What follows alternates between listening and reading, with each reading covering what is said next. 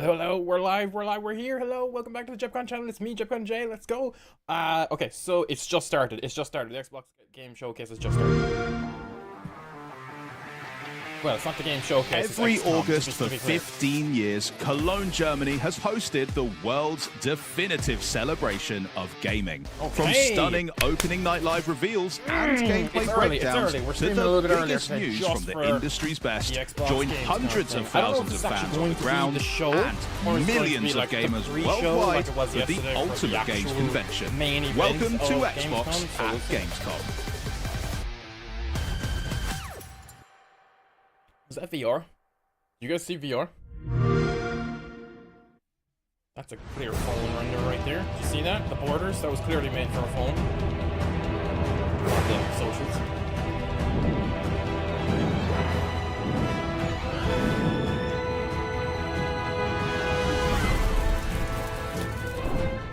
A war to end all wars. A war whose victor shall rule Norzelia in her glorious entirety. Roland! Lord Wolfwater, there is no saving me. The future of Glenbrook lies in your hands now. Okay, so this is You're kind of damn another right game it I'm will. gonna miss out I'll on, restore mainly this because kingdom I'm to not its an rightful Octopath glory. player myself. I care only that you and the legacy of House Wolford are safe and secure. As long as I keep walking, there will always be hope. You are responsible for more than just your own life now. This battle is but the Okay, first support step and on the improve path frame Lord rate. Serenoa Let's has go, laid before us. Let us take this first step together and rejoice. Nothing. You are Do free you of want sin. an improved frame rate for a game like this? I mean, really? Now behold my power. To Like, does an victory! improved frame rate Not for a another game like step. this actually A battle change to much? prove which of us is more realistically, I mean, fit 'cause to it rule is like- Norzelia. It's an 8-bit A new thing, future right? is It's all, before us. But first, you know, it's not we must carve our way through to movement, it. It's pictures, right? Like it's like 12 frames per second, right? Hello I mean, Xbox fans and welcome to Gamescom. You just saw a trailer for Triangle Strategy from Square Enix, which you can actually play today. You know what I'm trying to say. And We're that gonna do is that. just the tip of the iceberg because this is a huge year for Gamescom. We've got tons of great reveals, in-depth interviews, and first look gameplay presentations. I'm Benny from the Xbox On team. Hiya, We're going to Benny. make sure that you're getting wall-to-wall coverage all event long so you don't miss out on a single thing. But first, let's head inside and catch up on all those big reveals from Opening Night Live. Thanks so much, Benny. Charlie and Bex here, and I am thrilled to be in Cologne, Germany for Gamescom 2025, holding down the Xbox booth at the biggest gaming convention in the world. There is a ton of amazing stuff packed in the next 2 days, and we finally get to see Low-key, gameplay for some of I've the always year's had, like, most a major crush on anticipated Charlie. titles, Just so and we're catch a clear. glimpse of I've been gaming's watching Xbox future on for a in the long form of time. fresh reveals Major and some crush on surprise Charlie ever drops. since I I started mean, watching. just today, Major. Charlie, we've got Come on, a full welcome back to the demo chat, of bro. Dying We're Like having the a wonderful Beast, day. tons of new info on Keeper from Double Fine, a custom controller giveaway, what's next for World of Warcraft and Call of Duty, and a brand new adventure starring a certain roguish archaeologist with a whip. And that's just some of the stuff I was allowed to tease after I signed like 5,000 NDAs. But first up, let's go hands-on with the ROG Xbox Ally and the Ally X, the very first Xbox handhelds, and explore the wide world of Xbox Play Anywhere. Now, Xbox Play Anywhere, you can buy a game once, Bex, and access it across PC and Xbox consoles, including the Xbox Ally and Ally X. Even better, your progress travels with you, so you can bring all your saves, On webs. your add-ons, Is there any new games on friends, Game Pass? We and don't know most yet. It delicious just achievements started, along. like, So whether 10 you're in line seconds on the ago. convention floor waiting Stay to play your tuned favorite and let's game, find out together. posted up here at the Xbox booth with your beloved Xbox On team, visiting our battle-ready neighbours at a very impressive Call of Duty Black Ops 7 booth, chilling with the Warcraft team over on the World Warcraft Midnight booth, hanging with Asus at the ROG Ally all the way Whoa. over in Hall 8, or looking at the latest tech offerings where from does that go when they're Samsung done this the year show? at Gamescom. Like, is Anywhere the- kind of truly is the best Is place to Phil play. Spencer's gonna keep But right that in now, what his, we're going like, to do, Bex, is main quickly hallway in recap his what house or Xbox something? revealed last night at the opening night live celebrations. Are you ready? Let's get into Let's do it. it. I mean, we got a brand new and very charming Companions trailer for the Outer Worlds 2 that revealed 6 new friends to travel the stars and zap things with. Zap! The Dynasties of the East expansion for Age of Empires 4 Anniversary Edition also got announced, and they also revealed a release date, so you can start organising your troops on November 4th. Market. We also found out about the massive new Indiana Jones and the Great Circle expansion, continuing Indy's investigation of the Ancient Order of Giants. Ancient Rome's biggest secret awakens September 4th. Excited for that one. After decades of supporting the Hayabusa clan, Raven Clan is finally taking center stage in Ninja Gaiden 4, which we saw an awesome new trailer for as well. And according to Team Ninja Bag, something called this, they have a secret ulterior motive that will really shake up the story when it drops on October 21st. How very sneaky. As anticipated, we got a truly immersive look at Call of Duty Black Ops 7 releasing November 14th. The new game's got twisted environments, a campaign that supports 4-player co-op, zombies, Dead Ops Arcade, and even a new mode called Endgame to keep your squad busy for years to come. Really impressive stuff. So good. We also saw Blizzard storm through with the gorgeous and never-before-seen cinematic intro for the World of Warcraft Midnight. The ancient home of the Blood Elves is under threat, and they'll need to tap into the power of the Sacred Sunwell to keep those shadows at bay in 2026. Plus, today we'll have even deeper looks at titles that were shown at Opening Night Live, like Keeper, Dying Light the Beast, and LEGO Voyagers. And in a few hours, this very broadcast will play host to a special edition of the official Call of Duty podcast. But to get the party started, here comes all the latest details on the Xbox Ally, which has been so hotly anticipated ever since it was announced at the Xbox Games Showcase. The vision around Xbox has really transformed over the years of people playing on multiple devices, people playing anywhere. We know what players want. They want to game on their own terms. This was a #1 request from our fans. We're working in close partnership with Asus on a brand new handheld called the Xbox Ally and the Xbox Ally X. The best game library on the go, basically changes everything. It feels like we're finally hitting an inflection point now where I'm able to take the game that I'm playing on my beefy home PC gaming rig and take it with me on a portable device. Big question a lot of players have is how are PC games going to play on a handheld form factor? Games are largely going to play like they do on PC. The Xbox Ally targets 720p, while the Xbox Ally X targets 1080p. Most titles will perform between 30 frames per second and 60 frames per second, but certain games have the potential to hit up to 120 frames per second. As frame rates rise and fall, variable refresh rate, or VRR, will deliver a consistent and fluid visual experience.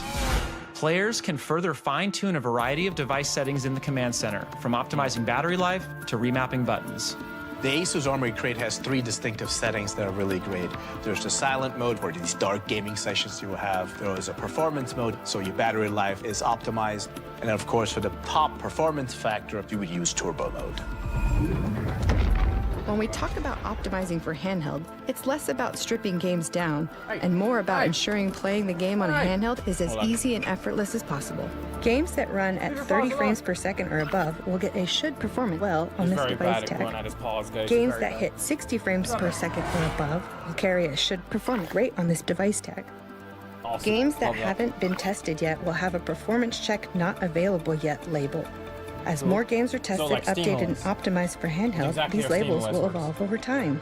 This is about giving players a device with no obstacles to fun. So one example is making sure that it's going to work seamlessly with the controller. Are all menus and prompts working as intended? And are those UI elements properly sized for the smaller screen?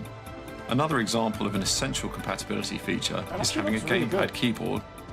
If a game passes all these checks, they're considered handheld optimized and will be labeled as such.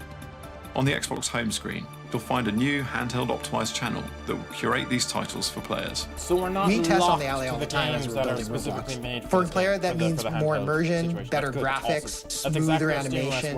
You get to play games the way they were built.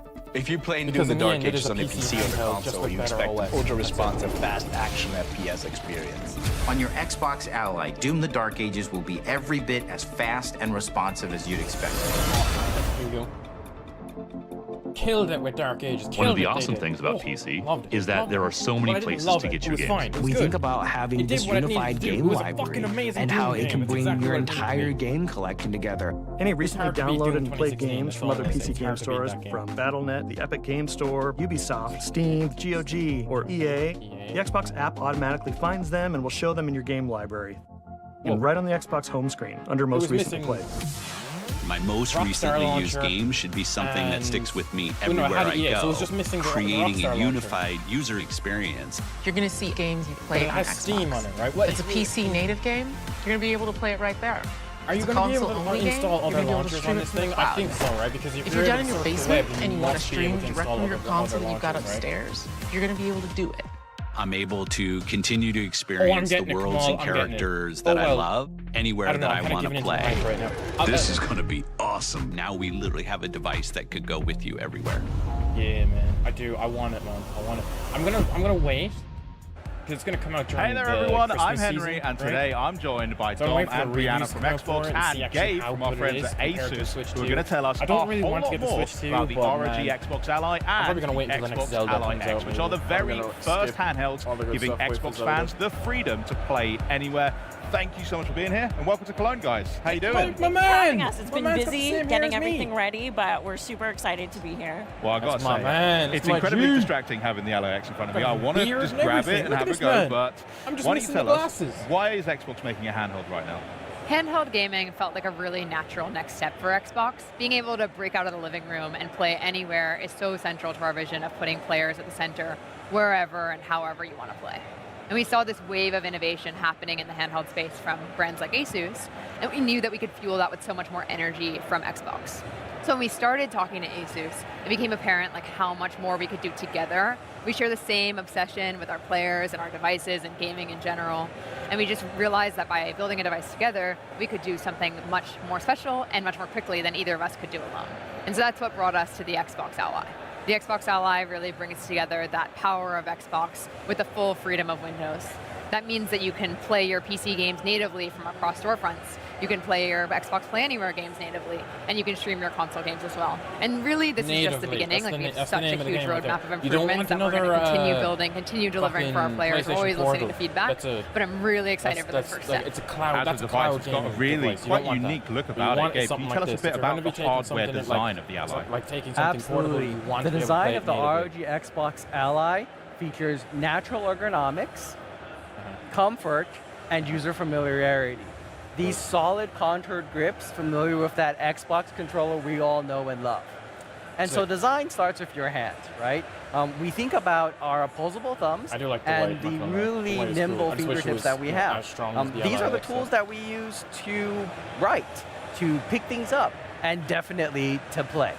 And so when you think about the devices as they are in their current generation, it really rests into your palm, and you're using your palm to pick up these devices. And I say it's kind of like a tray-like feel.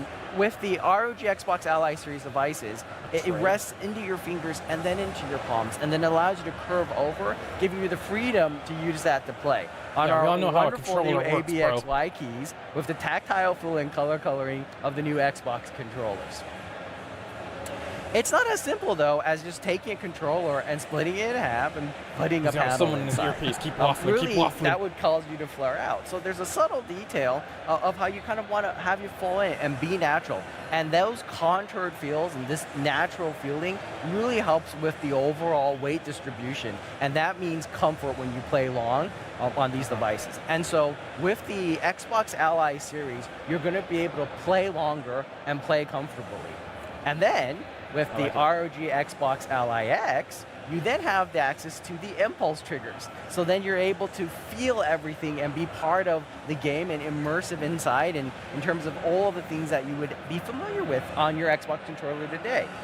And so you'll get all those game-centric cues coming through on your device. It's so like fully fledged and very well optimized for gaming, which is why I need to ask, how has the Windows experience been optimized for gaming, which is primarily what we want to do with an Ally? Yeah, absolutely. I mean, this has been a huge collaboration between Asus, Xbox, and Windows. And so we really thought about what makes playing on Xbox so unique, and how can we bring those elements together with what makes Windows 11 so great for PC gaming. And that really led to, from my perspective, 3 big features. The first one is the Xbox full screen experience. The Xbox full screen experience is extremely tailored for the handheld device, for controller navigation, and right from the moment you turn on the Xbox Ally or the Xbox Ally X, you launch directly into this Xbox full screen experience. But what's even more interesting about what's happening here is not just the experience itself, but what's not happening. So we've collaborated really deeply with Windows to defer a bunch of processes that aren't required for gaming. So that means your desktop, the taskbar, all of these things aren't loaded when you boot into the full screen experience, giving all that memory back to your games. Brilliant. The second feature is the aggregated library. So because this is Windows, we know that our players have catalogs of games that span across different if you look into it, we want to bring your full library together in one place in the aggregated library, so you can see all of your installed games from different storefronts. This makes it super easy to launch your games, kind of stay in that Xbox full screen experience for more of your experience. And that was down to and how just Windows really worked, experience how the full much value of the processing device. Windows The third software feature took that we really over, invested deeply and in was killing is the games on Play the system. Anywhere feature. So that's Xbox where Play the Anywhere has been a Xbox program for OS a long comes time, in, but where we've it really just been shuts off investing in all it the so background deeply, shit. and there's now Just over pretty much 1,000 just games shuts that down support everything Xbox behind Play Anywhere. Windows, the desktop, For your all of Xbox that, Play Anywhere and just games, boots you into can the bring your Xbox app progress, or your the saves, your OS achievements app, whatever from they your have set Xbox up. console or your Windows Which is PC why this to your is very Xbox exciting Ally, for just the again Windows making that handheld really so console seamless. kind of thing, right? And again, we have a huge roadmap of improvements working on together and with the Windows team. So it's really exciting, and I think there's going to be so much more to share, and we're always listening to feedback. But these three features, to me, are what make the Xbox Ally As somebody so that special. doesn't actually have So one. ergonomics, they're locked The only in. We've also portable got just a console I lightweight have is the Windows, Switch too, primed right and there. ready for Not gaming. Switch 2, sorry, the Gabe, tell us Switch a bit about right the there. horsepower behind it and the partnership you've got with really AMD like to a portable really make that had games access shine. to my Xbox Absolutely. library as opposed to the We're really Switch pushing the library there, and boundaries of actually capable silicon of with this running device. pretty well. Efficiency is the Xbox Ally superpower. These class of processors are tuned specifically for handhelds. I'm super excited to talk about what's in the Xbox new Ally AMD X. chip, right? It hosts the Ryzen AI Z2 Extreme. We've taken the best performing processor on the market and added MPU.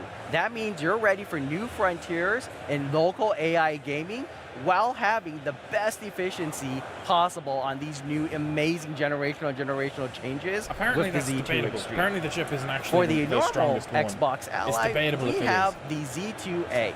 The first time a handheld processor of this type has been productized for Windows. So that means amazing performance from 15 to 20 watts. Again, efficiency is the superpower. And so for that part, I would say we also can include AMD's fluid motion frames. AMD's fluid motion frames bring smoothness and additional frames to allow you to enjoy that wonderful gameplay that's available for thousands of games and only on Windows. Lastly, I would say we're going to bring the power of AI to our devices. So for both the Xbox Ally and the Xbox Ally X, you'll be able to have Copilot for gaming, a game guide you can call from the Xbox menu that assists you while you play. It's In all what super way? What exciting, does that Brianna. mean? I don't think we should keep anyone waiting any longer. Why don't we take a look at how the Xbox Ally X works? And I think we should get a camera in here as well, so Does that that mean I people could at home just, can like, definitely say, take a look. Copilot, But show me launch how you turn on Fortnite? one of these things. Yeah, so one thing that's great is there's a fingerprint reader on the power button. What's the weather But like? as Or is Don that just how mentioned, it's we made a gonna lot be, of or what? improvements in Windows to help add gamepad navigation across the device. So I can press A to dismiss the lock screen, and I can navigate all elements that I would expect to with a gamepad. One of the features I really love is that we've added gamepad indicators to the pin pad. So if you're familiar with them on console, you'll be able to enter your pin or have your own kind of combination that you would have to put in your password quickly. You can also use directional navigation, and we really want to give the flexibility to the players of how they want to get into their gaming session. Cool. So I'm not going to peek at your pin. no one's going to look like what the pin is. I'll get my own later, don't worry. Yeah. So I'm going to quickly put in a pin for this device, and you'll boot right into the Xbox app. Cool. And what's the first thing we're kind of seeing here? Yeah, this is that Xbox full screen experience that we've talked about. So it boots directly into this experience. It's really tailored for gamepad navigation, for the handheld screen, and again, it doesn't even load those processes that aren't required for gaming. In some of our initial estimates, this shows an estimated 2 gigabytes of savings in memory, which can all go back to your games, which means faster startup times and less idle power draw. Absolutely. I mean, that was super snappy just to get into that. Super cool. And I've got to say, big compliments on the library that I can already see when you run us through a bit of this experience as well. one of the buttons that we've added on this device is a library button, so you can push that and it'll take you right to your library. Dom mentioned about the aggregated library. You'll see these new indicators across the thing. So, hey, these are my games from the Game Pass entitlement. These are the ones installed from other storefronts. And we really want to make sure that when people play a game in the library, they know what save they're doing it. You might be like me and you own the same game across multiple storefronts. Your save files are so important. Guilty of that. Yeah, and so you want to make sure that when you launch your game, you know where it's coming from, and you're able to kind of get that jump back in where you expect. Amazing. Can you launch up a game for us? I'm going to let you choose. Yeah, so let's launch up Gears of War. That's not out yet. Right? You can see that the bootloader that we have launches full screen. That really takes you to kind of that immersive experience, so you're not seeing those desktop elements that Dom mentioned previously. Very cool. Because there's something I use at home on my desktop, which is Game Bar. I use it to access my screenshots. I use it to access all of my friends lists, party chat. Nobody uses Game Bar. How does that you only use Game Bar after playing with somebody so on one Xbox. of the main differences between not even me. The original Ally and the Xbox Ally is now there's an Xbox button on the device. And so by pressing it, you quickly bring up Game Bar. And this is the optimized view that we shipped last year called Compact Mode. That takes that same widget model that we have before that's completely extensible, but it puts it in a more streamlined, optimized form for these handheld devices. So it lets you quickly get access to device settings and most importantly, Command Center. Nice. So instead of having multiple overlays that you're juggling, it's all in one overlay. And it's all in Game Bar, and so you can get access to some of those awesome AMD features as well as the Asus features that you've been known for before, to be able to navigate those and adjust those kind of performance settings on the fly. It brings up something as a person who is already a multi-device user, it does instantly feel quite familiar as well. Like across my console or my PC, I'm kind of getting this very fluid and connected system. It's really nice. They're very seamless together. So we can jump back into Gears of War, but we know this is a fully fledged Windows I mean, we've been using the same. What else can you do with it? Are there other apps that we can use? So one of my favorite features is we've added a new custom task switching view. So by long pressing on the Xbox button, you'll get this new experience where you can quickly bumper between existing applications as well as go to the Windows desktop if you need to kind of tweak something that you can't do easily. And it really kind of makes it feel fast and fluid. And so if you're using Discord or getting a little hint and edge, you can quickly bumper between them and then go back to your game really smoothly. So snappy. I wanted to switch into Dom, is there anything else you'd like to add as well to what we're seeing here? Yeah, I mean, this is really our Xbox experience reimagined for handheld gaming. Builds in collaboration with Asus, Windows, Xbox, and allows you to have that full immersion and effortless play.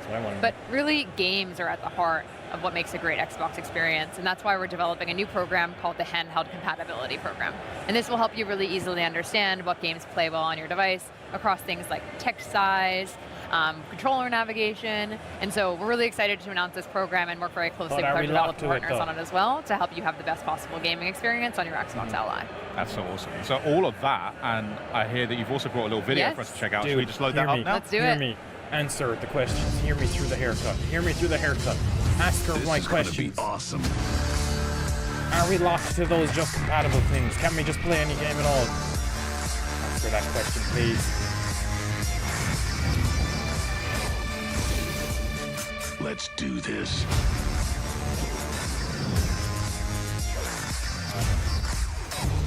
I am excited. I genuinely am excited for this console, right? Because like, handling compatibility, thousands of games tested, so thousands already. So now that you've seen what the Xbox Ally and the Xbox Ally X can do, I bet you want to know when you can get your own one, huh? Well, can we play anything? If I ask really nicely, is there anything you can tell us on that front? Yeah, I'm excited to share that the Xbox Ally and the Xbox Ally X will be available worldwide October 16th. Oh, that's so soon. All right, well, you heard it here first. The Xbox Ally comes out on October 16th. Thank you for that, Brianna, and to all of our guests here as well for stopping by today. But coming up next, stick around for the latest on Rogue, Prince of Persia, and so much more as Xbox at Gamescom 2025 continues. Xbox. Okay, first trailer of the day. So Rogue, Prince of Persia. Cool. You know, I've been eyeing up Crown. What's it? Is it Blue Crown? Crown. It's so like this, Game Award winning one. What's it called? Crown of something. Crown of Prince, something like that. I don't know what the fuck I'm doing. Hold on.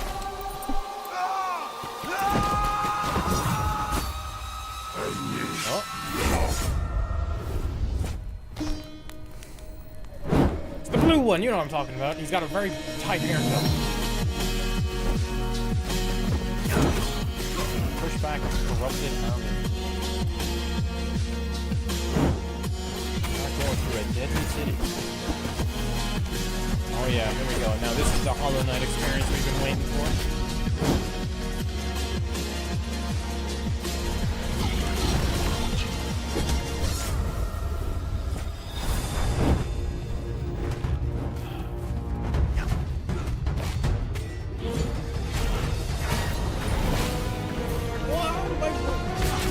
Persia could Kamehameha?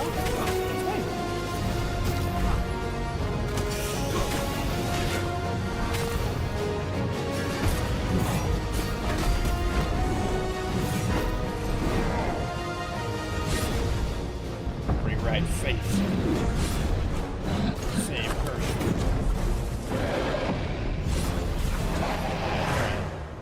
Oh, that's cool. It looks fun.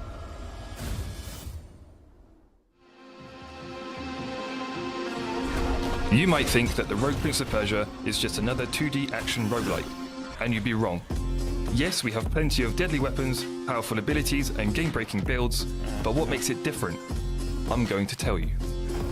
This is 2D parkour in full flow. You will run, vault, and somersault through the world, blending traversal and combat into one seamless movement. If you're looking for Prince of Persia DNA, then shine a black light on this. It'll light up like Times Square. And that wall run? That is the first of its kind in the 2D game. Every fight is a chance to move with style. You're not just swinging a sword, you're fighting with everything. Kick enemies into traps or into each other. Vault to dodge attacks. Wall run over hazards. Dive to stun. Beat rocks and arrows into the faces of your foes. It's like playing a Jackie Chan movie as the Prince of Persia. This is acrobatic and environmental combat that rewards creativity and looks damn good doing it. The story holds more surprises. The prince must live the same day over and over, searching for a way to stop an enemy invasion that his actions have triggered. You must learn from each run, discovering how to save key characters and family members and bringing them to the oasis outside of the time loop to unlock new biomes, items, and story beats. Only by exploring the entire city, from the depths of the mines to the top of the lighthouse, will you find the one path that will give you the chance to change the fate of Persia. And the soundtrack? Woo! An unheard of combination of traditional Persian instruments fused with modern trap. It drives you forward.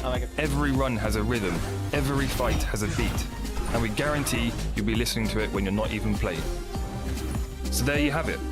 The Rogue Prince of Persia offers a unique combination of 2D wall running, environmental combat, a branching narrative, and a pulsating soundtrack, on top of all the usual tasty roguelike ingredients.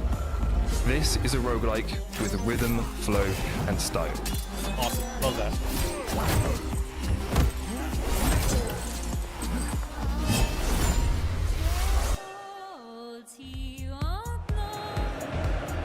The Prince of Persia is going rogue, known for those smooth acrobatic wall runs and intense boss fights set against an inspired vibrant Persian-inspired landscape. It's clear why it's the most anticipated action platformer roguelike of the year. And here to tell us more from Evil Empire artistic director Dylan Erlings and marketing manager Matthew Houghton. Gentlemen, he's got the same haircut as me as well. Well, he's got the bun though. I don't have the bun. Thanks so much for joining us. And I've got to ask, was that, from what we saw in the back of that trailer, did I see what I think I saw? I think so, yeah. Which one of you would like to reveal it, if anyone missed it? Basically, the game is out now on Game Pass. Oh shit, really? Right now. You can go play it as you want.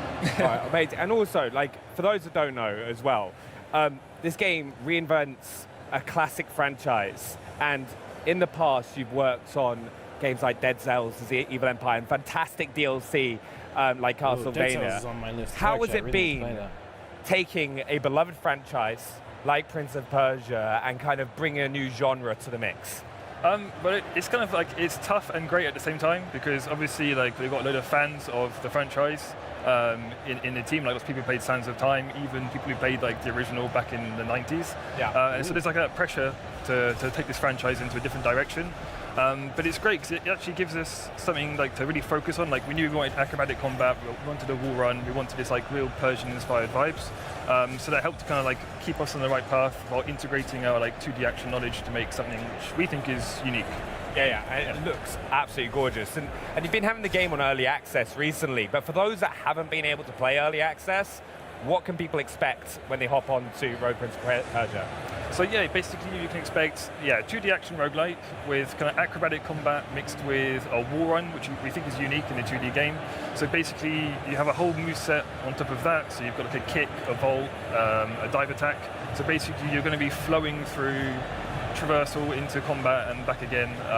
And there's also like a branching narrative behind that as well. Yeah, nice. And also, you've been asked. You've had early access for a bit now, and you've been asking for loads of feedback from players. What's been some of the ones that has like kind of been the most surprising or inspired bits of feedback that you've taken on board? Well, we've gotten tons of feedback from players, especially from the guys we have on Discord. We have like a very supportive and dedicated community of players there, and it's almost day-to-day talking with them. It's like they are part of the team, so we just work with them as if they were part of the development, you know.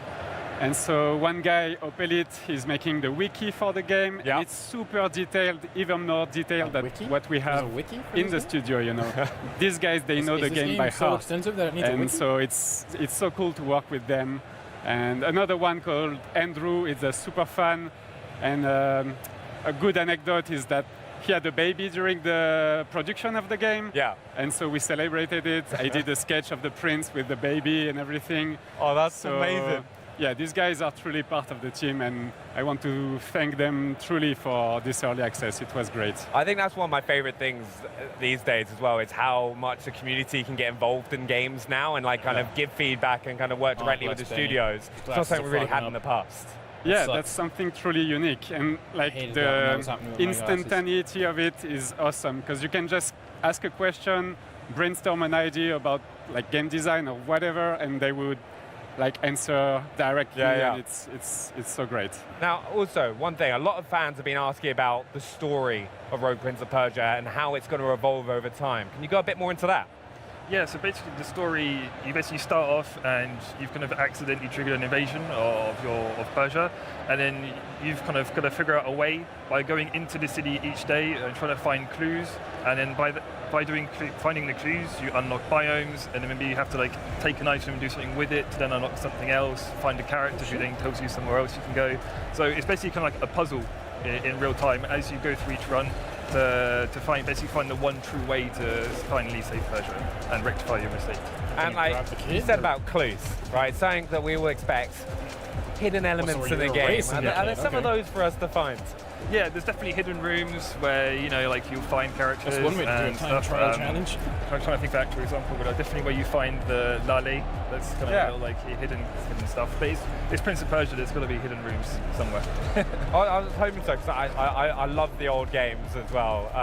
And players been like, one of the most things as well, when you look at the game, first of all, the visuals. It is visually stunning, the comic book style, and like you've obviously massively behind this. Could you go a bit more into what inspired you and how you kind of worked on the design of the game? Dead Cells looks, right? So it's the same kind of art we style. wanted the game to have a unique look, like something that would not have been made before. And so, since it's a very 2D game, we wanted to embrace that aspect and have something very graphic with these patterns, the borders, and everything is. So it's inspired by the Persian miniatures, which are art from like back in the days in the ancient Persia, and this would be very graphical images painted by hand. And so we tried to incorporate some of these elements in the art direction of the game. And the other inspiration is the French comic books. Yeah. So we really wanted to have some of this in the game because in the art team we are big comic book lovers, and because we wanted to be super like innovative, we used Moebius as a reference because nobody does that in the in the games. No, yeah, but he's a great artist, so he was one of the main reference. And also, you mentioned Discord earlier as well. Have you taken any fan-inspired feedback on some of the art that you've used in the game? For sure. We had some fun contest on the Discord. Is this what it looks like on tablet and or something? so, for example, we had a skin contest at some point, and player would draw whatever crazy type of prince costume. And so we had a voting for the favorite skins, and I think 8 or 9 of them ended up in the game. That's amazing. That's great. That must be. I can already see though how much you kind of work with your community already, and if there's anyone else who wants to get involved, are they able to do that as well? You mean the players? Yeah, the players can get involved to give feedback. Yeah, for sure. In the game design, we changed tons of stuff. For instance, we have this medallion system, which in the beginning was maybe too complex. And so we worked with the community to make it simpler to understand, but also more fun to right when you play, you understand how it works. So we iterated a lot of game design elements. Yeah, along the game design as well, you did a major art revision for the game as well from when you started. So much so, you made a mini documentary about how that happened. How was that? That was a long walk. So, long story short, when we released in early access, we knew we were going with a bold and unique look, and we knew not everybody would love it. But we got a lot of feedback from players that did not like so much the art direction.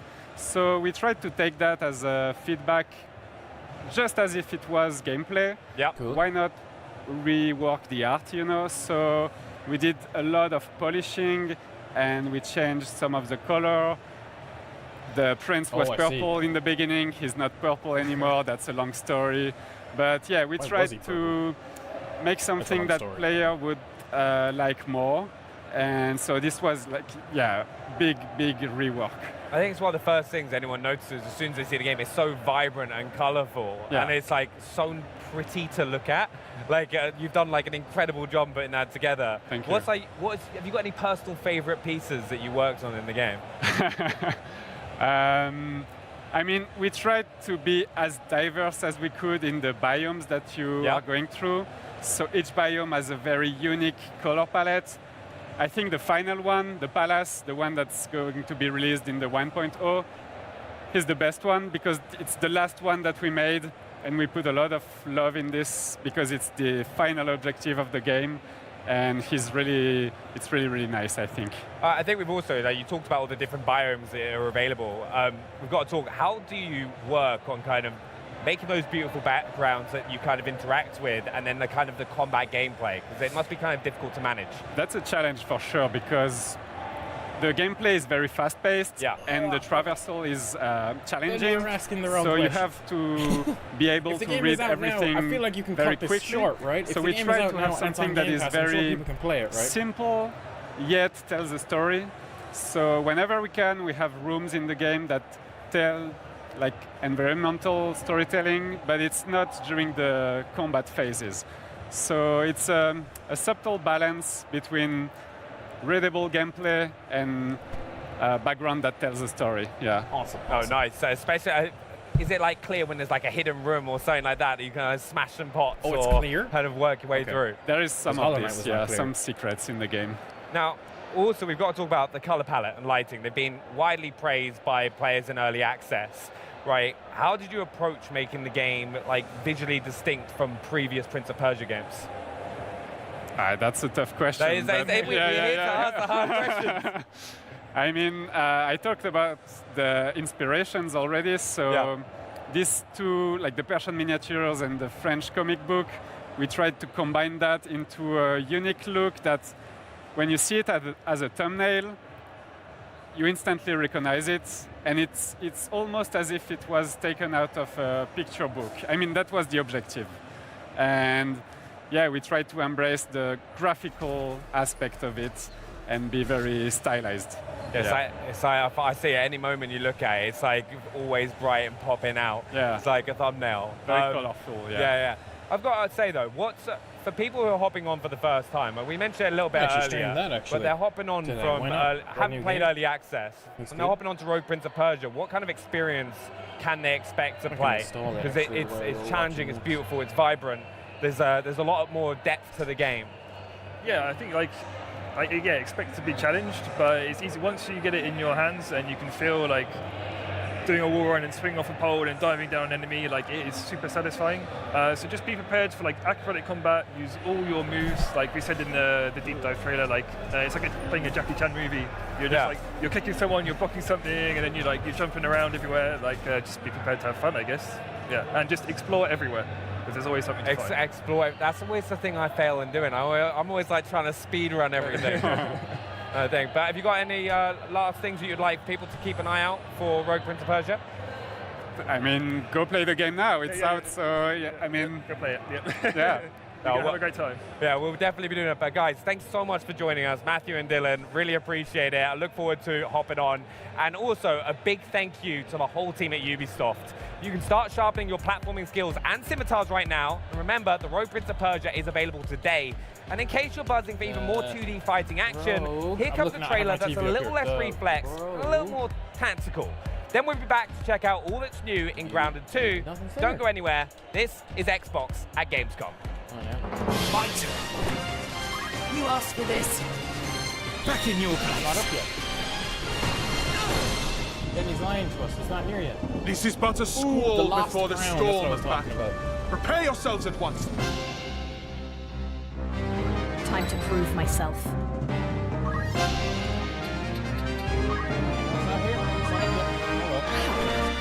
Looks like we're still playing Cult of the Lamb for it. Oh shit, what's happening, bro?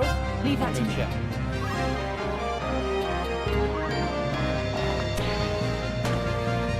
An ambush. This day grows lovelier by the hour. Nothing can stop me. Let's finish him.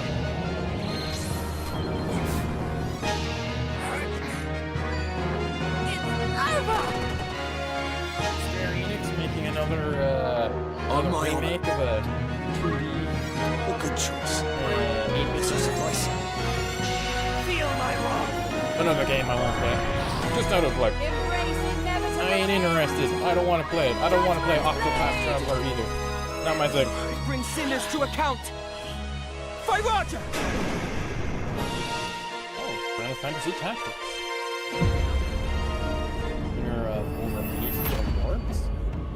Oh, Indiana Jones. Okay. I didn't realize Indiana Jones won that many awards. What?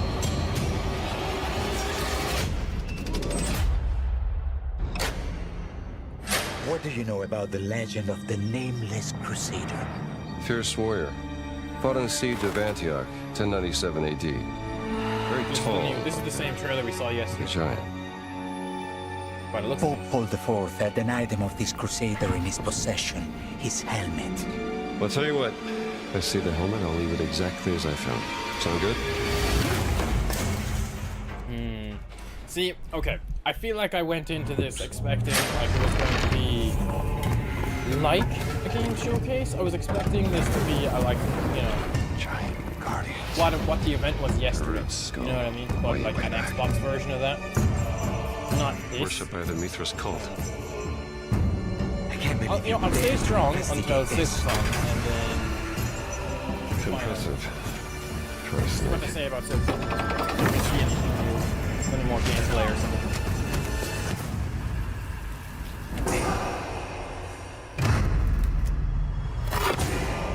It says Semper Vivus. Always living.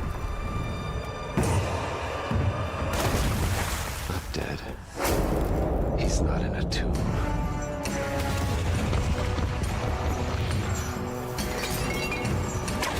Is Indy gonna get in a fist fight with a giant?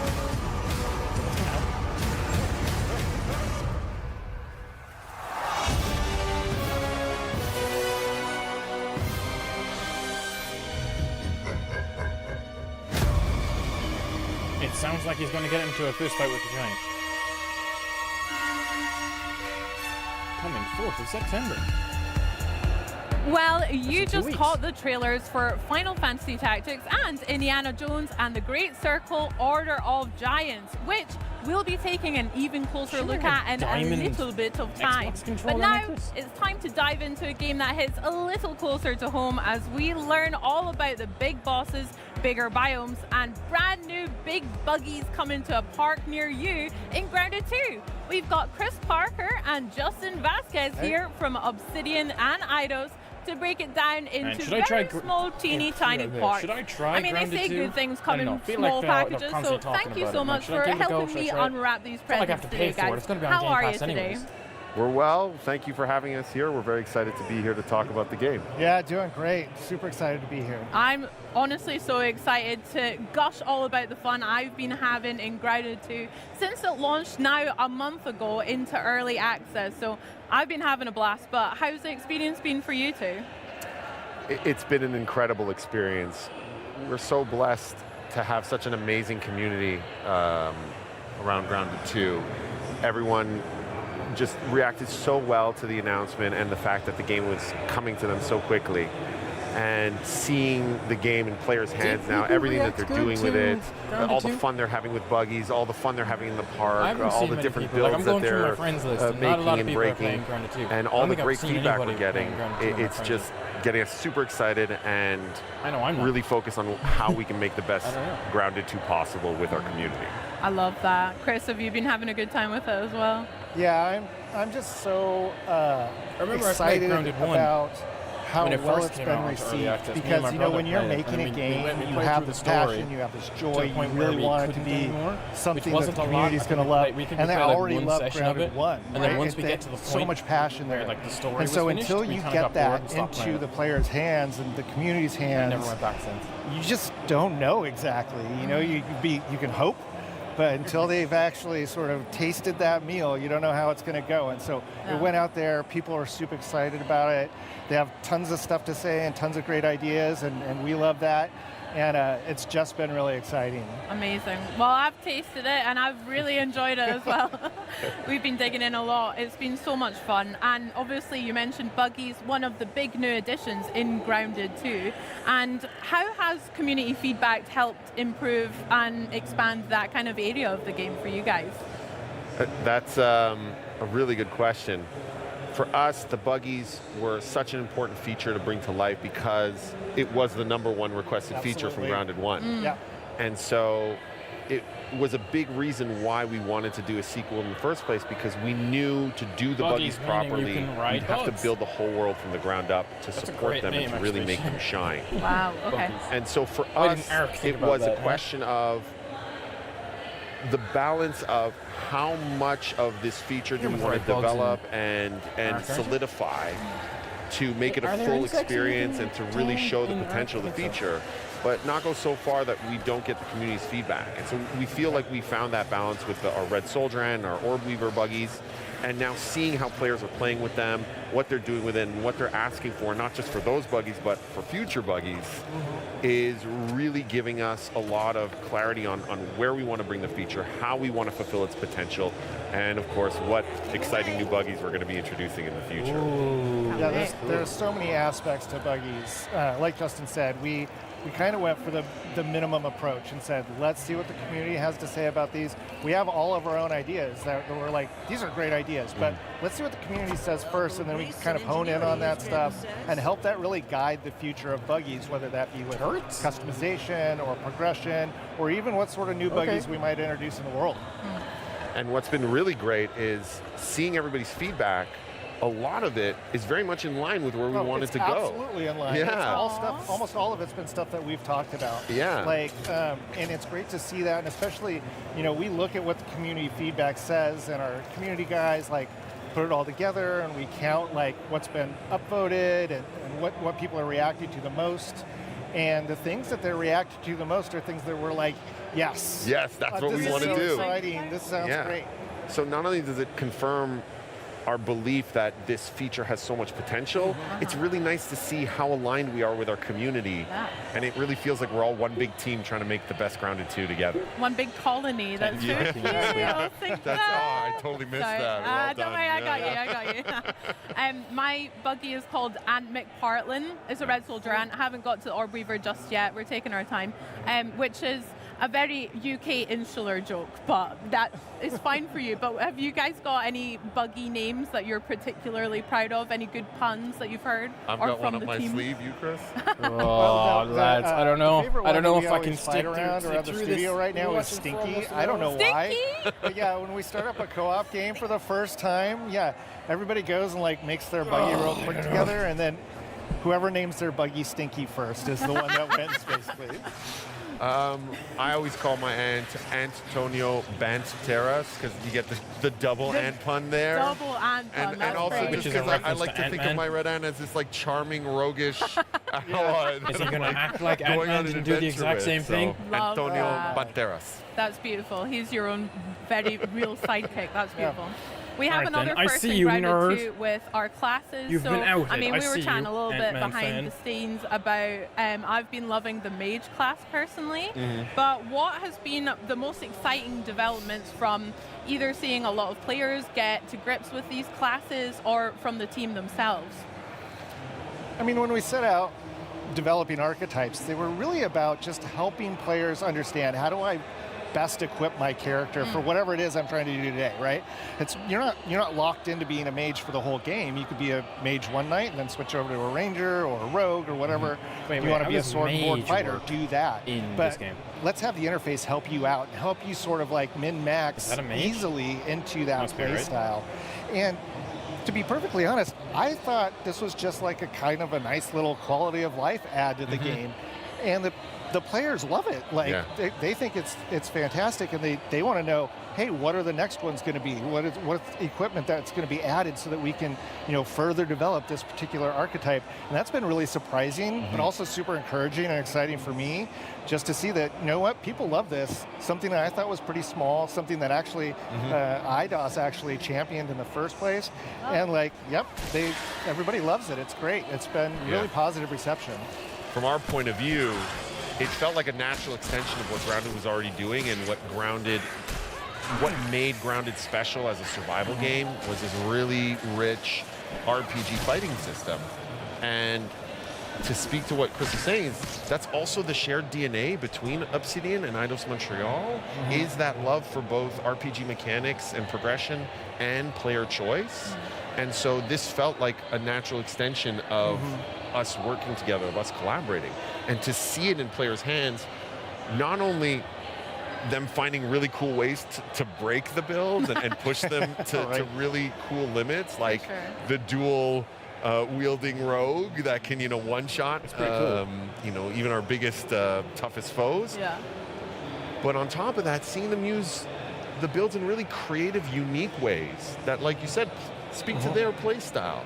And you're not locked into anything. If you want to be a mage that whips out a sword and a board, you can do that. If you want to be I told you we'd be streaming ranged, earlier because still packing a mallet, you could do that as well. We spoke about and this so last night. we really want the players to express themselves however they want, and we want to get their feedback so that we can find new ways to help them express themselves over the early access of this game. Love that. I mean, with new classes, we've also got some Unlike new the bugs stream as yesterday, well, Grounded 2. it was on time. How has that been for putting those into the game, implementing them, and how have the community received some of the new ones, like our I'll new be honest with you though, Dan, I don't think I'm going to stick with this for long. Are there any fan favorites that you've seen emerge? I'm kind of losing interest. I They're don't going a know little about bit too deep favorites, but into I mean, these I games. think all of them have been really well received. Yeah, I'm not like 100% like into for it. different reasons, of course. So like, I'm kind of staying strong got a to ton of Silk Song, feedback though. from folks who are like, man, the caterpillars are so sweet, I and know they're Silk Songs, beautiful, they're gonna talk and I about have to Silk kill Song in this, I them. think. Why have you done that? Why have you ruined my life and blackened my soul with this? And then another example is this cockroaches, where they're like, I can't deal with cockroaches. Why have you put this in the game? This is where you're like, oh, well, we put it in there to be gross. That's why it's there. It's serving its purpose. But the reception to those has been really fun, very exciting. And on the other side, what was nice for us is when we first started talking about, what creatures we wanted to bring to Grounded 2, I think it was universal. Everyone was like, we need something that is on the same level of terrifying as the wolf spider from Grounded 1. Wolf spider, and the number one contender was the scorpion. And it was a huge request from the community for a long time. And being able to bring that to life, but in a way that does justice to it being this terrifying predator coming after you, and seeing all these reaction videos online of people in their camps being, hunted by the scorpion and popping out, them freaking out, trying to hide. Like, this thing is coming after me. What do I do?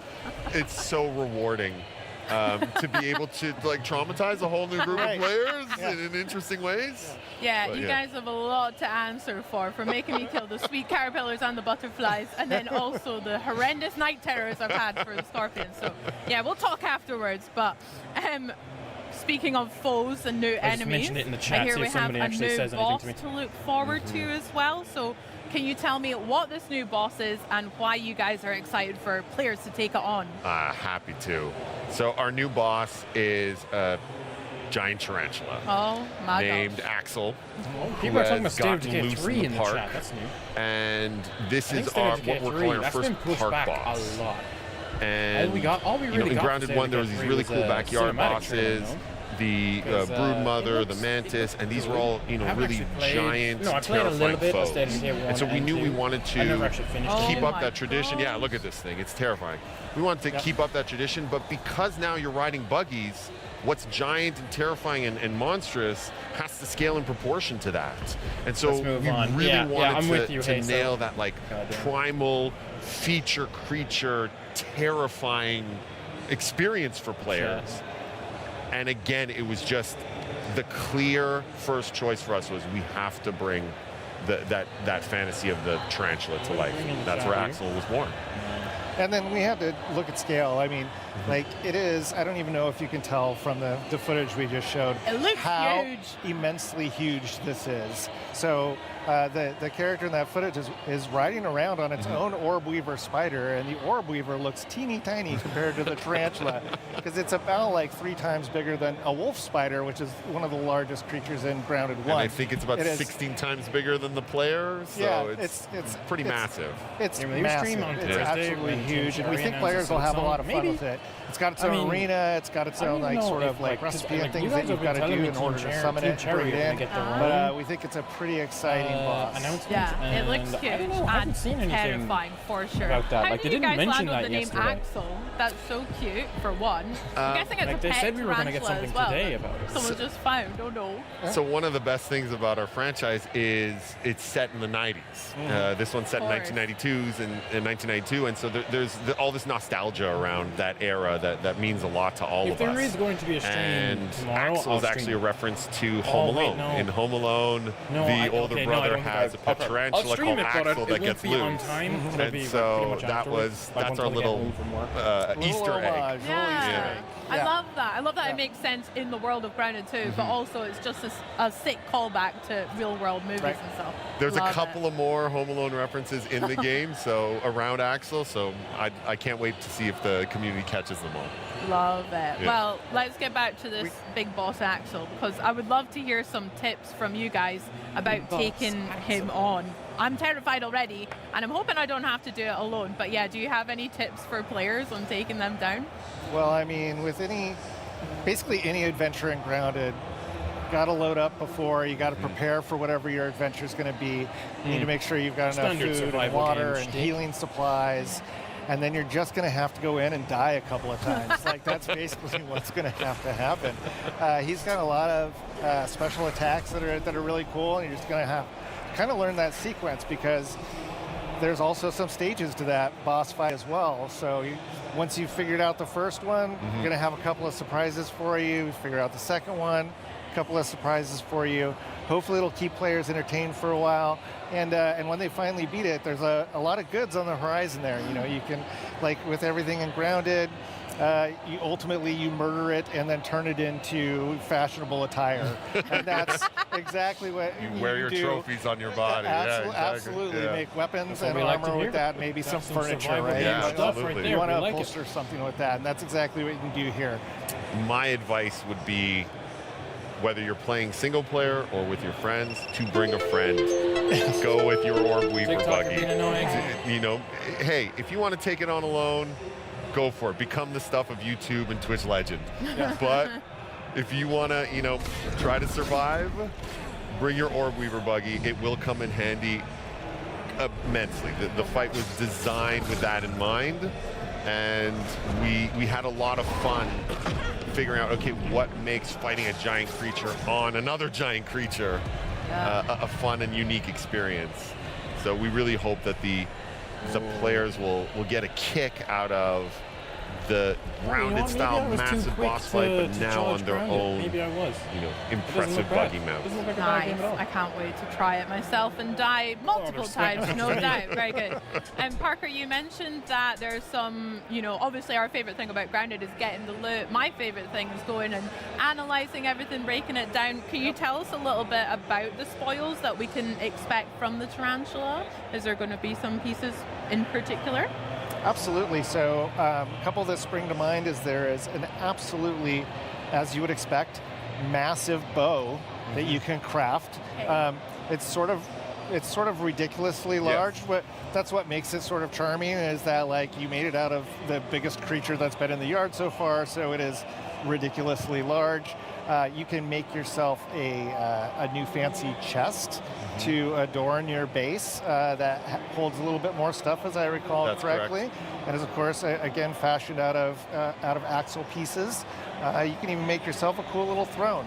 There's all kinds of stuff you can do. So, that's the one that I'm most in love with, and I can't wait to see how the community reacts to that, because it is a, you know, significantly impressive throne for a significantly impressive boss. Yeah, big Spider King throne. That sounds great. I can't wait to see it. I hope it's fuzzy the as dodging well. The is colors on it look so getting sick. me, right? I mean, like, I'm imagining your guys' offices are kind of just, do you just have it tarantulas kind of like lying around, or any bugs and stuff? Like, that would be terrifying. Our art director makes these massive, you know, mood boards whenever we have a new insect. It's just like a wall of terrors. And we're like, okay, which of these is the most interesting terror to bring to life? And so when we were working on Axel, it was just all of these different tarantulas, and we're looking at them going, I didn't even know tarantulas came in those colors. Yeah. Your dreams must be haunted, but no. Also, on top of the new boss and the new tarantula, I hear we've got a new biome on the horizon as well for winter. Could you tell me a little bit about what we can expect to explore there? Absolutely. For our winter update, we're going to be introducing our first new biome in the park. It's our garden biome. And what's really exciting about it is that the park allows us to explore areas that are really a good mix of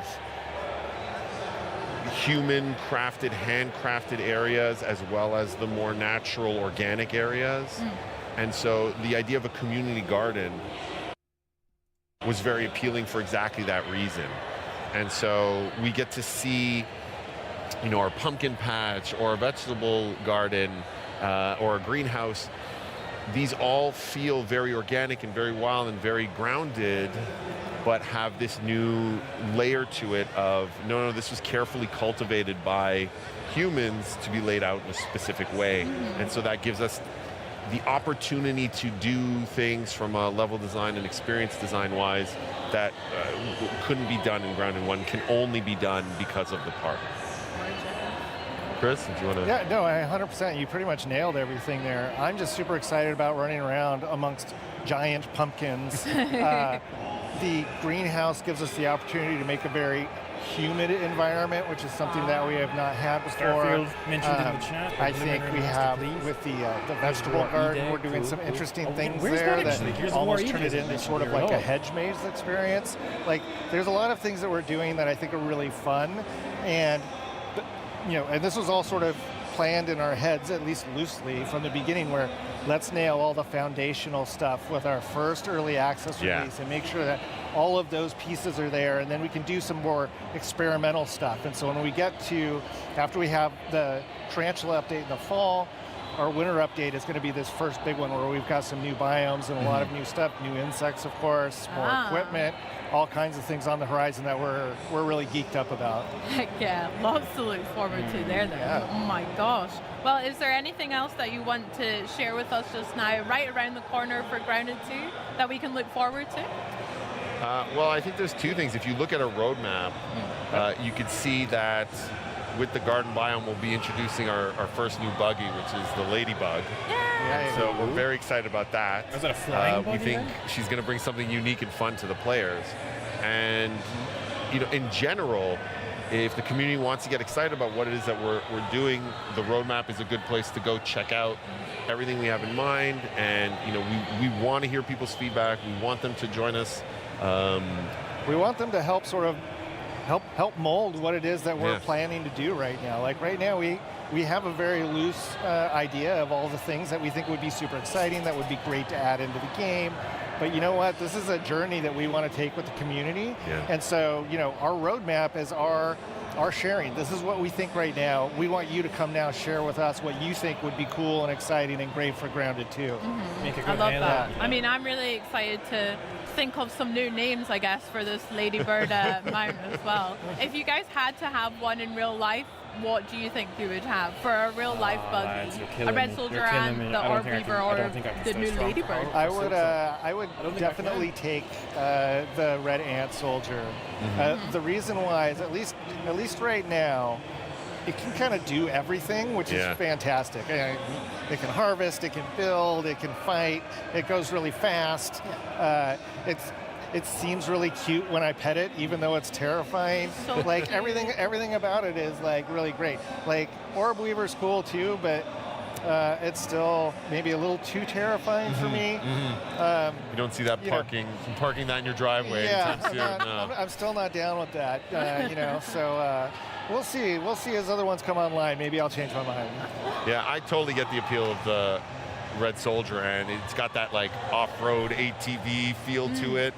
You know, that dirt bike that you can kind of take out anywhere. Yeah. But if I'm honest, right now I'm leaning towards the Ladybug. Maybe it's because it's new and exciting, but honestly, because as a player of Grounded 1, that was the one that I wanted to ride the most, you know, and often would, just by jumping on it and letting me carry around. I fantasize about, like, you know, riding this wild creature around the backyard. So being able to bring that to life in the park, not gonna lie, it's super satisfying. Well, I suppose actually so, Blizzard owns Nice. Overwatch. Can't wait for the community to get that dream come true. I bet. Oh, well, I mean, we've spoken a lot about community, and it just feels Nobody like so clear cares. you Yeah, guys I'm are with you on that one. so synced up Gamer with them. brain You're in. listening to the players all the time, but how has both of your teams kind of created tools for players of Grounded 2 What a dreadful to showcase. be It's not a part of this showcase. collaboration? Or This is not how a can people showcase. watching at home kind of get involved with that This feels like feedback process too? It's like a talk show. Yeah, I I mean, think we're that's why up I'm not in on it. pretty much every like social media platform out there. The primary one is Discord.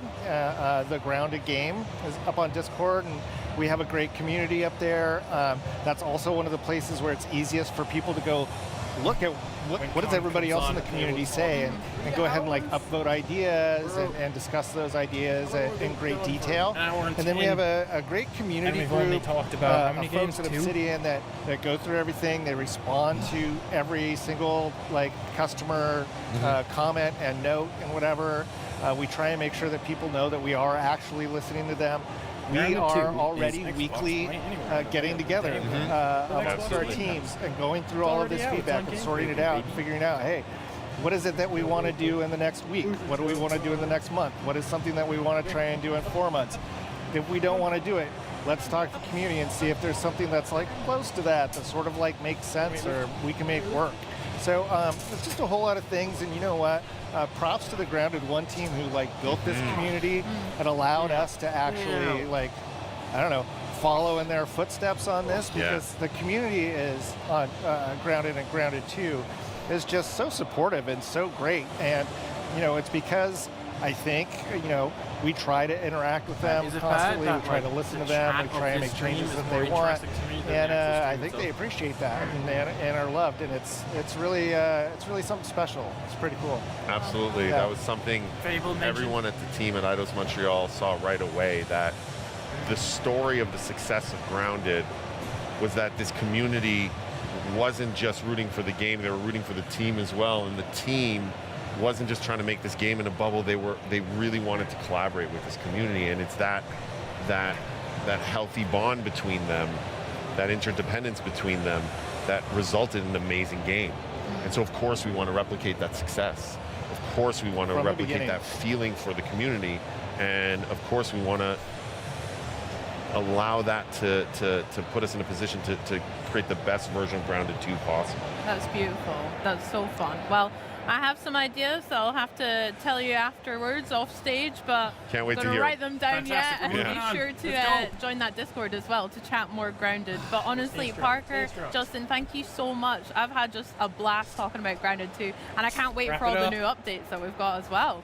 Thank you. Thank you for having us. It was Thank a blast. you. Like, being able to just talk about the game and a situation like this is awesome. Heck yeah. Thank you so much. No, thank you. I mean, there's so much more to look forward to as Grounded 2 continues to grow. But for now, we go from the ground to the air to explore the biggest biome of all, Earth's atmospheric envelope. There's new places to go and new ways to get there. So let's set a course for Microsoft Flight Simulator 2024. But on the way, we'll have a brief stopover on Star Sand Island.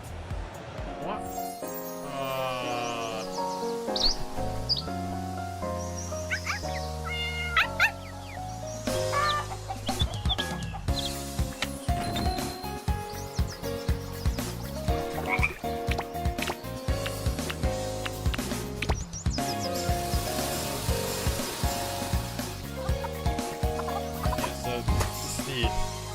That's currently going for this stream right now. It's all pretty much negative. There's some free Palestine stuff going on. That's not entirely. Okay, whatever. PS5 port. Yet another Stardew Valley slop. My goodness. Anime Farmer Simulator 2025.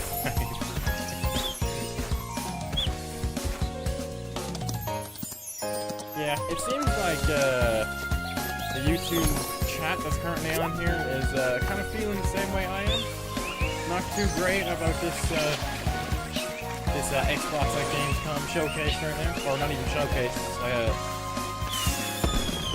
broadcast. Yeah, Xbox broadcast. Yeah, I'm trying. I'm just staying strong for soup zone.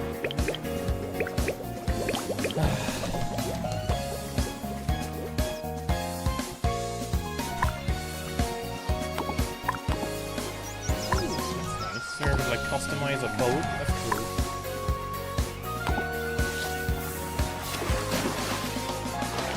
I don't know how safe a slide like that is, unless they're like anchored.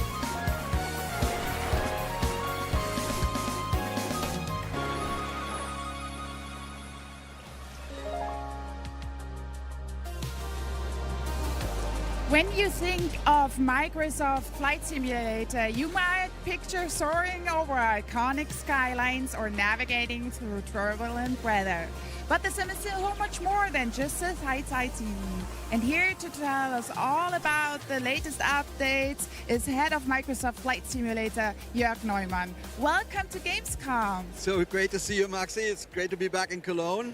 And you always bring some delightful surprises when you're here in Cologne. What does Microsoft Flight Simulator have in store for the fans here today and fans everywhere? Yeah, I mean, Flight Simulator is a worldwide hobby, but Gamescom in Germany are actually critically important for us as a team because it's frankly the second biggest audience. I don't know, and, bro. I don't think this is it. And so we always try to prepare something special. And that's music to my ears that Germany is so special. Why do you think that is? I think it's the history in aviation. You know, Germany has been since the beginning. Otto Lilienthal, Ferdinand Graf Zeppelin, and Junkers made the first battle aircraft. Lufthansa is super influential in the world of aviation. So I think it's Something sort of like in the water or in the air. You know, like Germany is the country with the most registered private planes, for example, in all of Europe. So there's a huge audience. Some of our longest fans are here, most dedicated. So we always try to bring something. And we brought 2 things today, and we made some trailers. So let's run the first trailer. Trailers. Oh, okay. City Update 12, Germany 2. Ooh. I will say this about Microsoft Flight Simulator. Graphically speaking, it's a very cool looking game.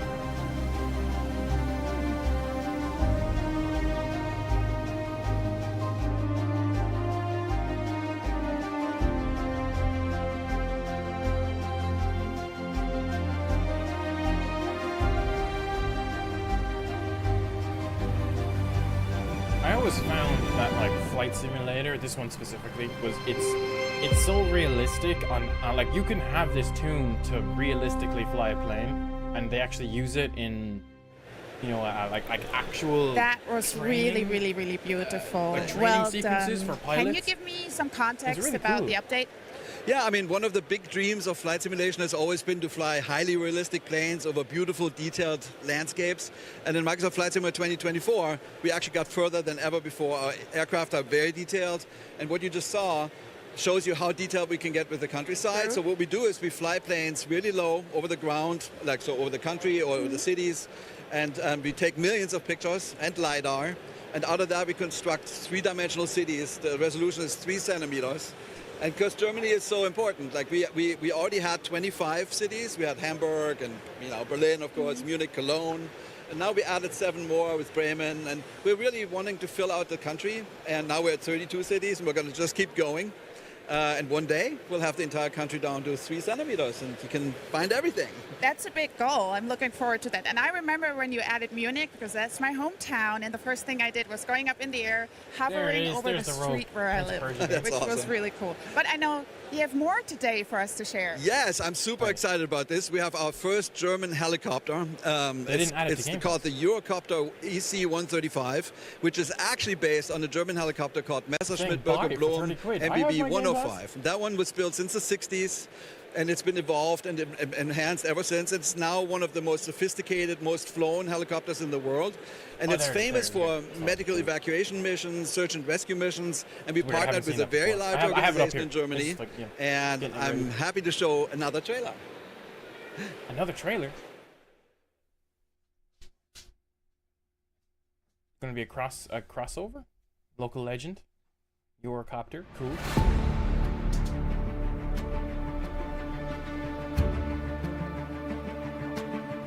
Pilot, we have an urgent report of an injured tourist at Neuschwanstein Castle.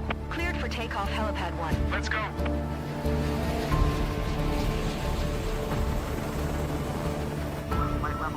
Flight Sim has got rescue missions on there too?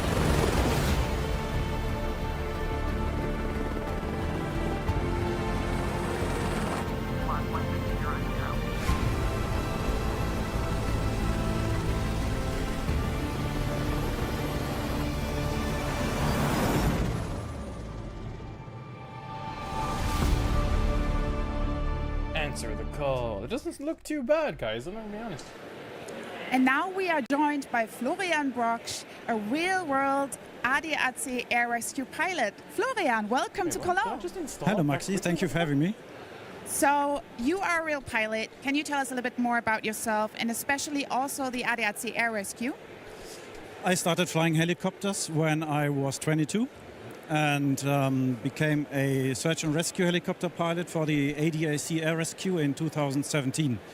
The ADAC or ADAC Luftrettung air rescue provides, handles up to 50,000 missions a year across 38 stations. I personally work on the station Christoph Westfalen, where we fly 24 hours a day and handle approximately up to 8 missions per 24 hours and fly hundreds of kilometers throughout Germany, especially at night, and the bordering countries. Very impressive. Well, thank you so much that you took the time to come here today. And you actually tried out a little bit the Microsoft Flight Simulator rescue mission.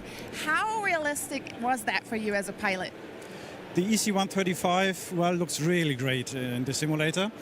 As far as for the realism of the mission, it's all about the team. It's not just the pilot. You always need the 4 of them, the pilot, the medic, the doctor and the hoist crew member to complete a successful mission. Beyond that, the Microsoft Flight Simulator is a really great tool to provide pretty realistic pilot experiences. And Jörg, how was it for you partnering with ADAC to make it as realistic as possible? Yeah, it was great. I mean, so basically we had support from 3 pilots that helped us tweak the flight model and give us feedback. It was great to hear Florian's feedback earlier, and he liked it, so yay. We had support from Airbus helicopters and from ADAC, and there we really watched a whole bunch of your missions when he actually saves lives, and that was great inspiration for us to do this mission and the challenge. Yeah, so we hope we got close. Thank you so much, both of you. But the most important question, when can fans fly the EC-135? Right now. So and also the mission and the city update? All that, yeah. So the city update is available in Flight Simulator 2020 and 2024. And the mission and the EC-135 in Flight Simulator 2024 right now, and it's all free. That's what I like to hear. Thank you so much also for always bringing local content. Like free stuff. Thank you so much, and also to your team, what you do for us and for humanity. So thank you so much. And now we're going on. Then that's not only what we are happening at Xbox at Gamescom, because we're just taking flight and we've already seen some really, really cool game updates and live demos. We also got a firm release date on the ROG Xbox Ally and Xbox Ally X, October 16th. And by my count, we still got more than a dozen games to cover today, including even more world premieres. Definitely stick around if you're a fan of comic book brawlers, zombie apocalypses, or just free stuff, because we've got more of all 3 coming on the other side of this never-before-seen trailer. Okay, can we like just fucking hurry it up? So if we got a dozen games, can we not spend an hour on every single game? Tropica. Lose my fucking mind here. The world is changing, but one thing stays the same. Did you just say Fred? Me. Tropico is the greatest country on Earth. But guess what? I think I've seen his face. It's about to get even better. I know what you're thinking. Can it be done? Can Tropico rise again? Be even bigger, even better than before? Ha! My dear friends, anything is possible when I'm in charge. Pure, untouched potential, waiting for greatness. Imagine a Tropico like never before. The best Tropico in history. You're welcome. Oh, too vague? Patience, my dear Tropicans. A ruler never reveals all his cards at once. Pay attention. Here we go. Here we go. Now this is something I'm interested in. The character I think I'd least like to face in a physical fight is Omni-Man. He'd probably smash me through a building of some sort.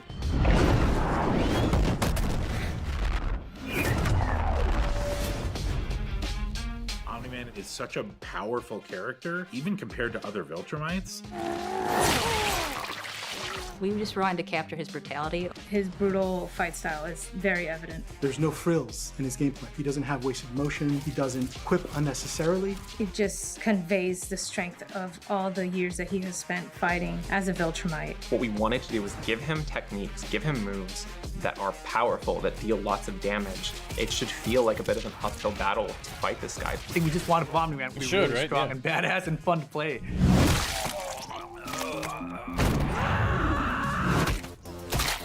Oh, yeah.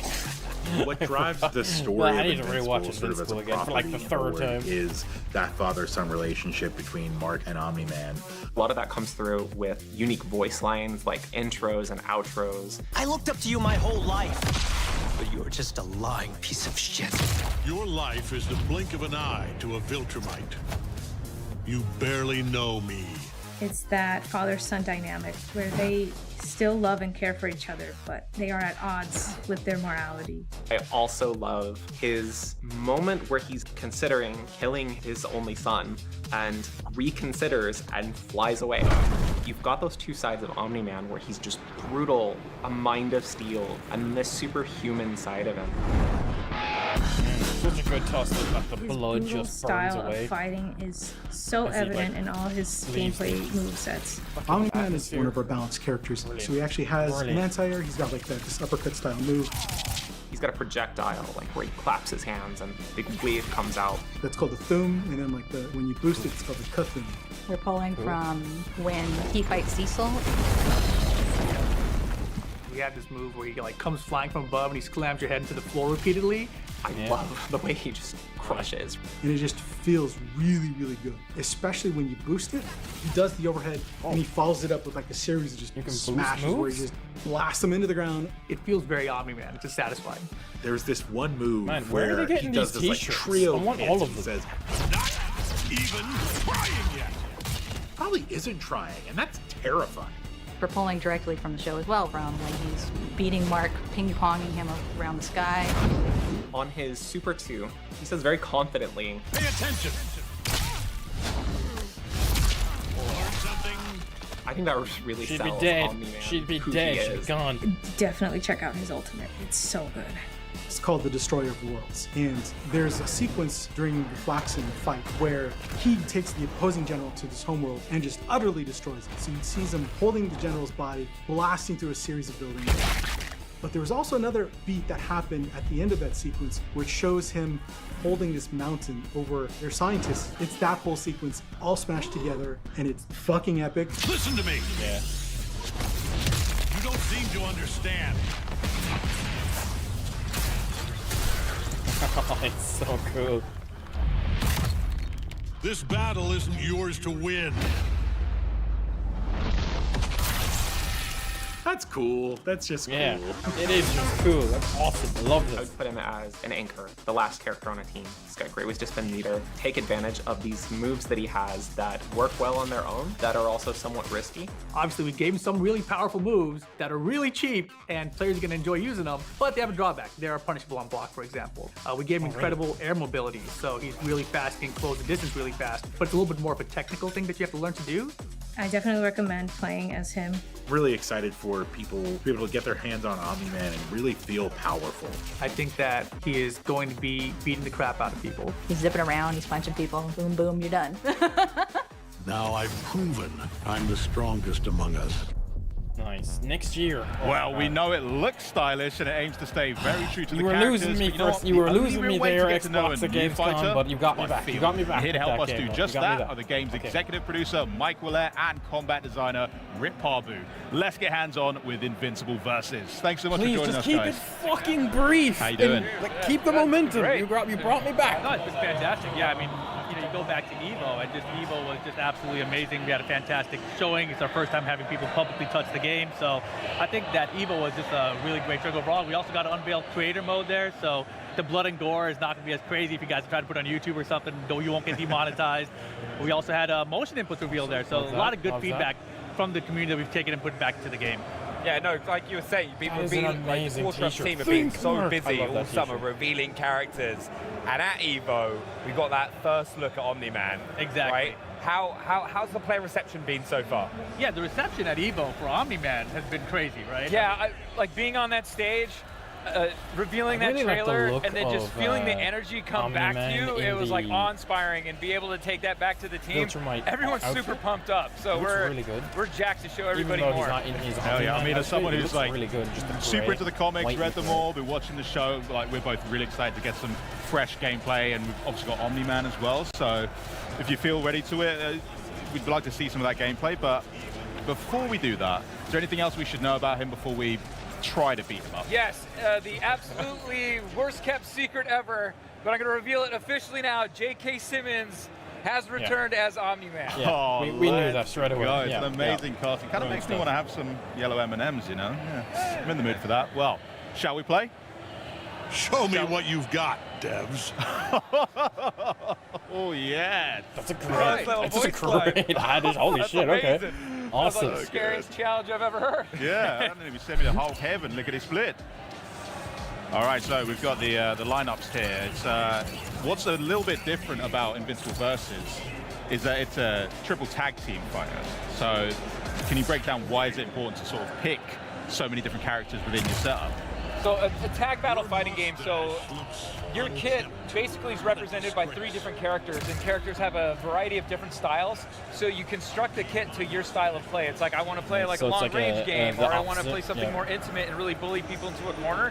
There's something for everybody, and then there's like your fan favorites, and then there's like some more obscure characters that you don't know much about, but might have really cool tools and some awesome gameplay that you want to dive into, like say like Thula or Bulletproof.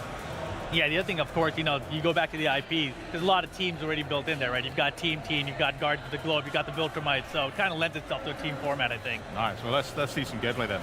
So let's walk everybody through like special moves, like really represent his kit. Okay. Yeah, so this right here, this is his ground pound. This is an overhead attack. If you boost it, it's gonna be multiple hits, and if you're fast enough, you can actually pick it up for a combo, which is gonna be pretty hard for me right now, I think. I'll try it one more time. Yeah. Oh, you got it. There you go. All right. Wow. Are you going to take that? Come on. Yeah, why not? First try. Oh, I gotta get him off me with an assist break. Ground pound, right? Overhead, really fast attack, really hard to stop, also available from the air. He also has this projectile right here. This is called a Zoom. There you go. Yeah, fresh character for you. If we go over to the corner and I boost this version of it, it's actually going to, I have no boost meter. Give me like 5 seconds. Tag out. Show him how fast the boost meter returns. Yeah, you can see up there the yellow bar in the middle there. You can see it regen really quick now. So when you tag out, that's how you accentuate your recovery for that boost meter. So right now, the boosted Zoom right here, that actually can give a wall splash. I can get a combo if I was better at the game. There we go. You're doing great. I'm doing fantastic so far.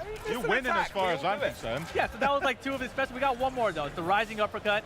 This here is a traditional like DP kind of input that you would expect from fighting game, right? It's got some invincibility on it. If you boost this one's got multiple hits and armor. Sorry, I had to tag out there. Your reactions are fantastic. That was right on the nose. So fast. That was awesome. So fast at this game. Reflexes. All right, show him now. Rising uppercut. And you can do another uppercut afterwards. Yes. That's awesome. Why not? I love that. One thing I'm noticing as well is that on screen there's lots of like really easy cues to understand. It's like character, it's like yellow flashes, blue flashes. Can you tell us a bit of what those are? So Omni-Man is really fantastic because he's a character that is a balanced character that can apply tons of pressure and super brutal in what he does. So he has the mobility of a character like Invincible. So he's got a lot of mobility with dashing and movement. But he also has like those armor moves that Rip demonstrated. So he can play a bit of a bully game on your team. He's really good as an anchor or a point character. So he has the projectiles that like if I want to play at mid-range, I have armored moves so I can bully you, push you into a corner, and then he's got the mobility to just try to mix you up and like crossover, start calling an assist, to just try to apply as much pressure as possible. And anytime you see a character turn blue in this game, that means they have armor on him. So you'll see here in his standing medium punch, he turns blue there, he's got armor. Crouch can beat him the same thing, he's got armor. They piss me off does so not have much armor. I was curious about it. Bosses, because bosses are crazy. For that Why shit. don't you demonstrate, before you kill me, why don't you demonstrate his ultimate? Yeah, his ultimate. So. Sure. Oh, hell yeah. Yeah. Oh my. It's just like flown him through a building. A couple buildings, a couple, part of the city, missing some limbs there. You know what? I can't wait to see all the TikToks that are like, oh, welcome to a Jet 2 holiday. Like flying through a building. Oh my God, it's brutal. It's lore accurate, so go back to the show, watch when so it doesn't goes end when you take kill care of one, you business can with the actually like flax. finish one of them. Yeah, That's I mean, awesome. I did want to ask, you mentioned about the armored one fighters, way and I definitely want to to know more about that. But stealth we've the obviously hero seen into the enemy Omni-Man team. That's in cool. Mortal Kombat before, so we've seen him, we've kind of gotten familiar with his moveset in that game. How is he different in Invincible Versus? So it's really about being part of like a tag system and how they're integrated in their role in that system. So the flexibility of the character, like you just taunted, how you saw that. Basically, it's the role of the character in the concept of a team. like where you use time Omni-Man's went out assist, and especially now like it's just, every character has 3 different assists. You have a forward going assist, down. the This is back sudden assist, death right and here. then one that's when you're actively in a combo or in a block string. And it's about how you utilize that, and some of them are really good at like basically like, oh, you're coming in, and he's got like an anti-air assist that basically comes out and does that rising uppercut. So you're trying to control awesome. space in I front like of you this. and, Because and usually in work, Mortal Kombat, right, work if the out like timer how goes in out, the footsie the game game you're is just going over. to It's engage, tie, or I you're think, setting at the stuff end. up If- with your if, other attacks. So, everybody's life kind right now we've entered sudden death, matches which up, is a little bit and different. if And so one as you at can the see, same kind of timer game, is expired, and our point this- characters this have is- this absorbed doesn't all look the like a tie resources to me. of our assists, and now we're bleeding out. And the only way to stop the bleeding is by attacking your opponent. You should ult. And I'm gonna ult. I really want to see that happen to me. Oh my God! Oh, my time ran out. Time ran out. No. So that's what happens. I missed, but he was super low in health. Time expired. He lost his head. Got you. I was That's about to such say a cool that. system. I was like, oh, I was just expecting him just to kind of fall over. Our times ran out. No, his head exploded. That is Sick. brutal. All right, so we've got the team makeup here. Is- Are you guys making like are you making specific decisions on who you're picking for like a good balanced team, I'm actually or gonna can fight you now, sort so we can see of what an weigh it a actual bit fight heavier looks one way if that's more your preference? So like if you look at my team, I've got Omni-Man, I've got Battle Beast, and I've got Rex, right? So Omni-Man and Battle Beast, they're both armored characters that can kind of just push through the opponent's attacks. Cool. But I've also got Rex in there so I can play some keep away, some projectiles, just keep people away from me. Well, let's see if it works out as a good strategy. Yeah. And what you'll probably see as we start playing too, our tag system uses an active tag system. And we basically let you tag off of almost any encounter, whether it's a defensive move like Heroic Strike, like perform right here, Rip. And I can tag off of that, go to a full combo. Shit. Oh, it's so slick. Awesome, and then off of a throw. Yes, off of throws, off of hits, off of blocks, anything you can basically tag off of. So whilst talking about like team composition with this thing, how does like an armored character like Omni-Man like contribute to his team? Like what's like is that anchor, is that role? How's it gonna work? A lot of times what you're gonna do is, for certain characters, you're gonna wanna bait out moves, or I'm gonna use Omni-Man's, let's see, he's available. I'm gonna use some of his like projectiles to work my way in with a character.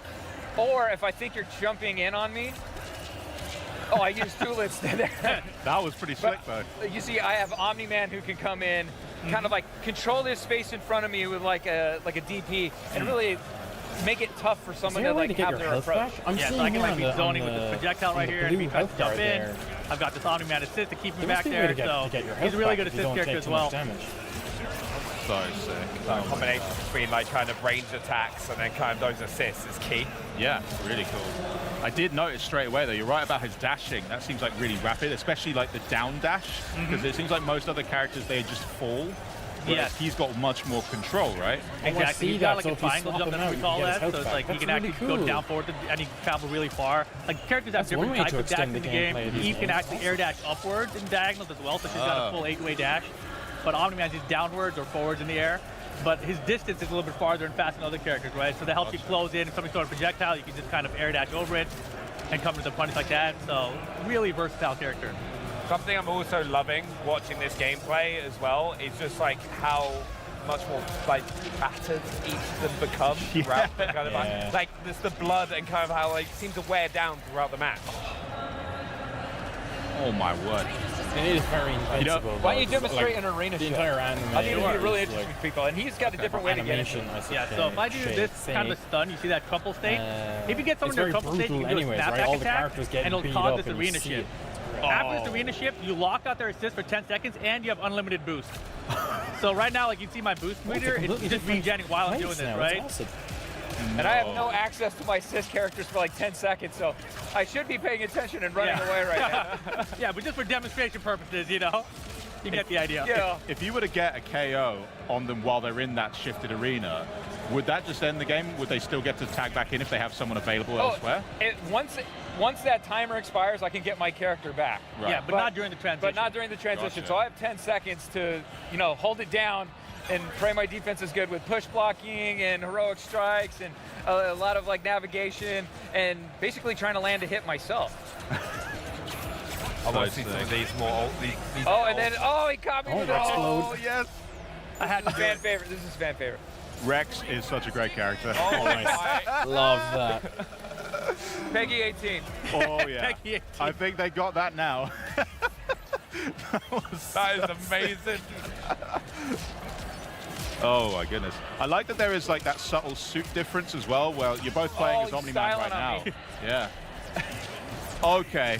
Oh. And I wasn't paying attention there. I probably had an opportunity to get see if he dashed out of the way. Oh, he got out of the way. You got that? That was pretty sneaky.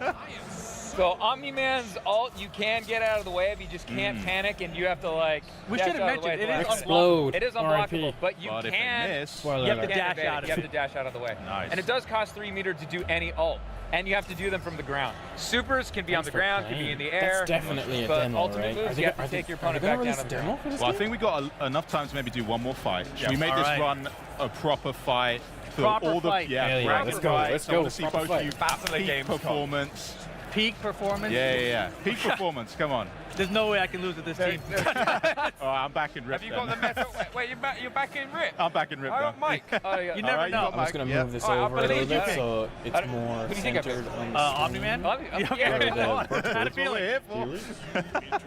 I got the Viltrum prior. It's because they have the represented gameplay here. onto the right there. Also, just one small little detail as well. You mentioned earlier is on the top of the screen. There's a cool little UI so you can tell exactly what side of the screen you're on, right? So there, right underneath the timer, there's a P1, P2 caret, and that basically like when we cross up at any time, like that'll change position. So now you can see, oh, I'm on the P1 side. Cool.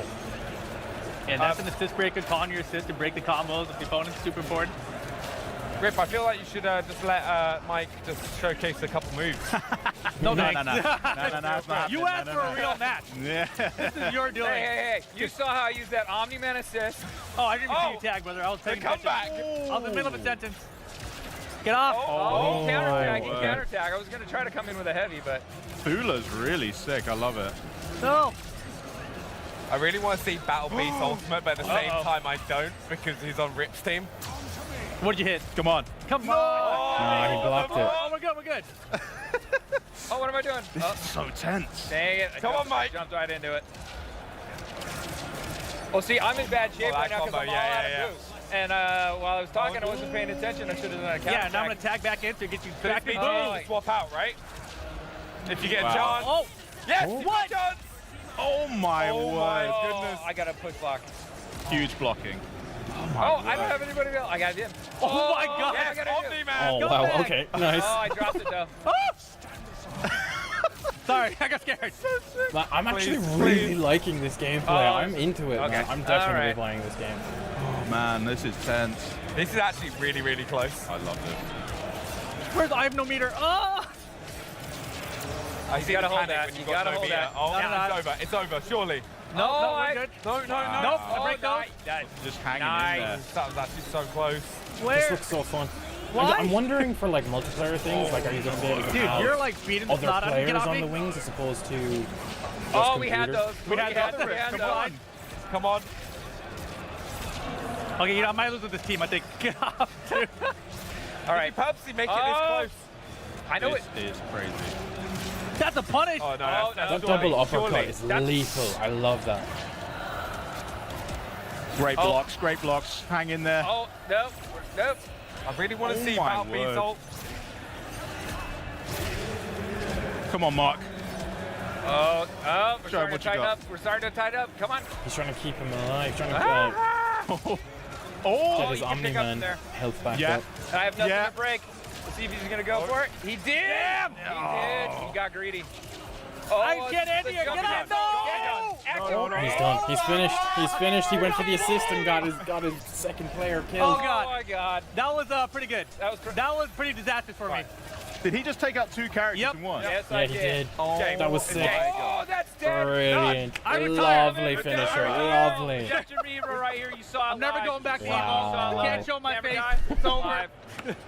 Well, amazing stuff there from Quarter Up. I just cannot wait to get my hands on the game and start learning the ropes. Double overkill though? That was nuts. Nuts. That Thank was you the so much, call-out. Mike. Thank Yeah. you so much, Rip, for showing us what Omni-Man brings to the battle. And you guys, don't forget to wishlist Invincible Versus today. That was Fucking amazing, will. honestly. I will Thank you. wishlist And that. of That's course, awesome. after you're done tearing your family apart, just like you've witnessed on the Gamescom stage, you couldn't be blamed for needing a breather. So we're going to run back a couple trailers, Then we'll talk LEGO Voyagers, Dying Light the Beast. Awesome, I'm chat here with for the Tim trailers. Let me see Schafer some about more the games. latest from Double Fine later in the day.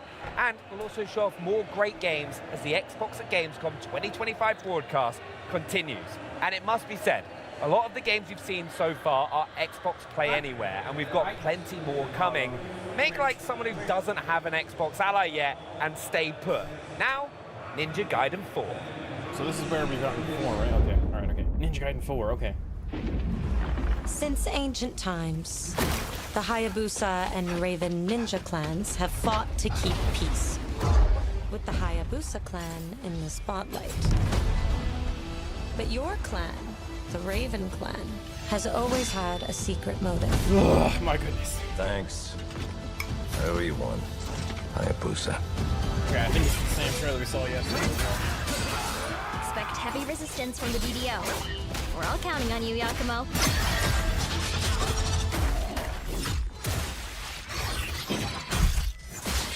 Hell yeah. Yakumo, just focus on the hostiles for now. Understood. Stop this madness. Stay away from the Dark Dragon Seal. Go back home to your little raven nest. Or die here. If you truly think you have what it takes to slay the Dark Dragon, prove it. The very fiend that resurrected the Dark Dragon years ago. Even a mortal such as yourself has heard of me? I'm sure. Hello! What's happening, bro? Insect. Welcome back, welcome back. I'll be honest with you, they were losing me there for the first hour. I was about to click out and start playing something else, but they brought me back to the last game there. It was Invincible Versus and it looks sick. Now we're currently going through some trailers because they're taking a break from like interviewing the developers, so. Oh, this looks like a good cozy game. I want one of those vans. I'd love to have one of those vans and just like convert it into a little camper like that. That'd be cool. Oh my god, exactly like that. Look at that. That's a cooker. Build your home on wheels. Oh, that's awesome. I want.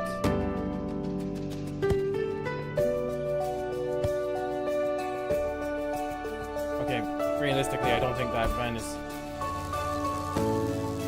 No way. So that keeps it all contained?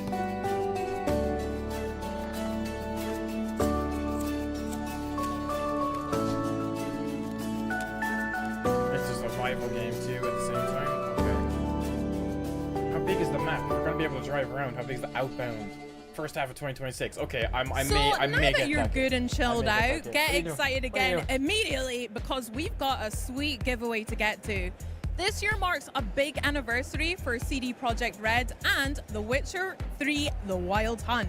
So to celebrate, we're giving away 4 very cool controllers. If you're watching on Twitch, follow the directions you see on screen to enter for your chance to win. And you too can become a monster slayer with The Witcher 3 10th Anniversary Special Edition controllers and celebrate the lasting legacy of The Witcher 3 Wild Hunt. These will include 3 elite controllers and 1 standard controller. The giveaway closes at the end of the show, and winners will be contacted on Twitch. I own one already, but these wonderful controllers aren't the only way to celebrate 10 years of The Witcher 3. The Witcher in Concert kicks off its Grand World Tour with an incredible, immersive performance of live music and memories tonight here at Gamescom. And fans can now buy tickets for dozens of stops around the globe at thewitcher.com/concert. But for now, our broadcast continues with a good long look at LEGO Voyagers. Over to you, Charlie. LEGO has been busy reinventing itself for the last decade or so, and guess what? It isn't done yet. LEGO Voyagers looks to be an all-new concept for the brand, inviting 2 players to team up on a journey that fosters cooperation, creativity, and even giving space. So let's snap in and learn a whole lot more from my gracious guest, creative director Karsten Lund, design lead Jonas Halgerson, and tech lead Casper Honensten-Lichtenberg. Thank you so much for joining me, guys. It's lovely to meet you and talk about LEGO Voyagers. But Karsten, I'm going to come to you first. I want to know a little bit about yourselves, your studio, and how Little Brick tips. Yeah, Light Brick is a small independent studio based in Copenhagen, Denmark. Yep. And we've dedicated our creative lives to exploring the Lego brick in many different ways. Here in the our first game was called Lego Builder's Journey, and that was about I know how many building of with you were bricks. there. So that was the start of the show, reconfiguring the level in ways. And so they dropped a good the like second one, we wanted to take a step Makes further. sense. We want to go a little bit deeper to actually focus on being a brick. So Lego Voyages is about being a Lego brick. Yeah, and you say getting up close, Will. Are you like in the studios just like really looking at the bricks going, I don't like this one, that one's shifty? We do look a lot at bricks. Yeah, We're very inspired by the bricks and the shapes, and we have a lot of bricks in the studio, and we build stuff, obviously, but this is digital, right? So the most important thing is that it feels intuitive and good to play. Absolutely, yeah. Well, it's the iconic snap, as I said in the intro, in real life. So you need to try and match that feeling and that aesthetic in the game. And I'm sure we'll go on to talk about it. But I wanted to know, Carson, also for you as well, tell us a little bit more about the game. So how we've translated that tactile feel of Lego into Voyages itself. What's it about, and what makes it distinct from other Lego games we've seen in the past? Lego Voyages is a co-op game. So it has to be played by 2 players. It has to be played by 2 players. All right. You're losing me. And it's a platformer, first and foremost, and then it's a puzzle game on top of that. So a puzzle platformer where you navigate the environment with your little brick, and you have to solve different challenges along the way and build and have fun. So that's basically the game. Wonderful. Oh, and so we're looking a bit at it now. So can you set the scene of what we're looking at? We're playing as the red and the blue bricks, right? Do they have any other names, or is it just red and blue? We just call them red and blue. You can name them any way you like. Yeah, this is sort of the beginning of the game. We're playing around, trying to learn how to navigate the environment and attaching to the little... that was so nice as well, that little snap-on that it does. Yeah, exactly. So this is sort of part of the introduction and smoothly easing players into the experience and learning how to actually navigate. It is a little bit different. I mean, actually navigating with a single brick and all its capabilities is something nobody's tried before, right? And so it takes a little bit of getting used to, but it's so intuitive once you get the hang of it. Yeah, can you talk more about the capabilities that you've mentioned? Because at the moment I'm seeing a 1x1 brick, and what kind of stuff can you actually achieve as a 1x1 brick? These bricks, obviously, they can tumble around like bricks do. Yeah. Oh yeah, we've all stood on a Lego brick. We know what it's like to see them tumbling around. Exactly. So we needed to make the game physics-based, right? So you actually navigate around as a physical Lego brick will do. And then obviously a brick can attach to things. What do you guys think? And other interesting things. Yeah? Oh, you're not going to give me any more than that, are you? Pretty lonely. Maybe later. Right, I see you. Jonas, I'm going to come to you now because I'm not getting anything out of you anymore. I want to speak a little bit more about that cooperation and the collaboration that we spoke about before, it naturally having to be a 2-player game. So how and why is that key to this experience? And how does building something actually work in Lego Voyages? Well, as a Lego brick, of course, we thought it obvious that you should be able to connect to other bricks. So naturally, that started basically. So being able to connect to other bricks should also mean that you have to build contraptions with these Lego bricks. Oh, okay. Of course, you can roll around with all these bricks as a big tower or ball. Oh, really? Or whatever. Yeah, sure. But you also have to overcome some challenges. Here. Oh, amazing. Yeah, exactly.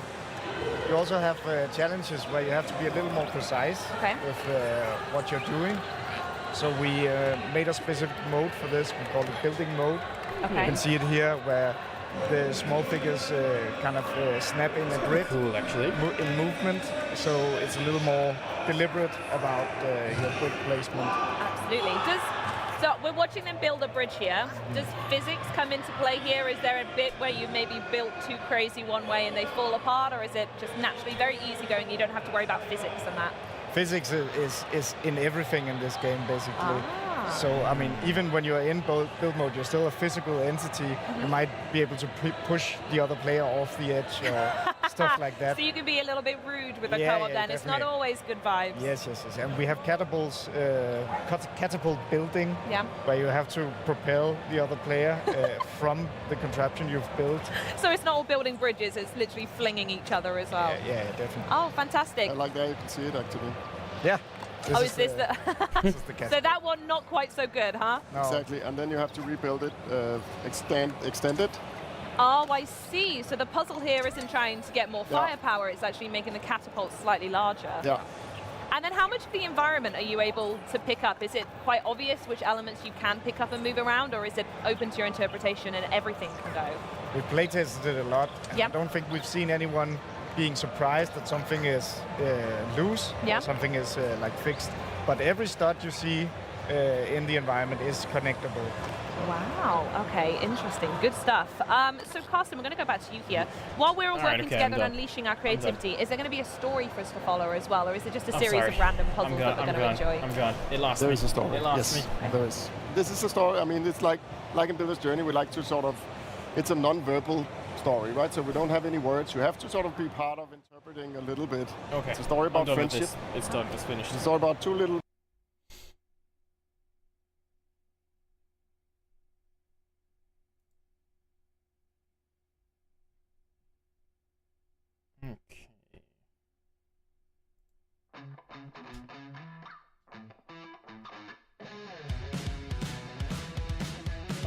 Alright, let me check. I'm going to X all of this off. I'm going to switch over to the console again, because I did install that new Prince of Persia game that just released, but I'm not entirely sure if it's actually the game, because it's literally a gigabyte big. I don't know why it's that big, and there's like a little exclamation point telling me there's something wrong. I don't know what's wrong.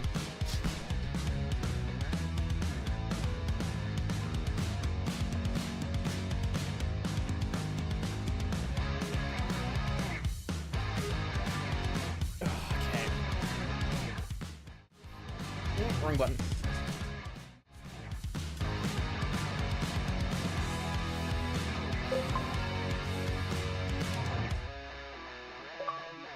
Oh, it's not there anymore. Okay, cool. So it might be fine now. Or there might be like a day one update, maybe. Maybe. Oh, let me check.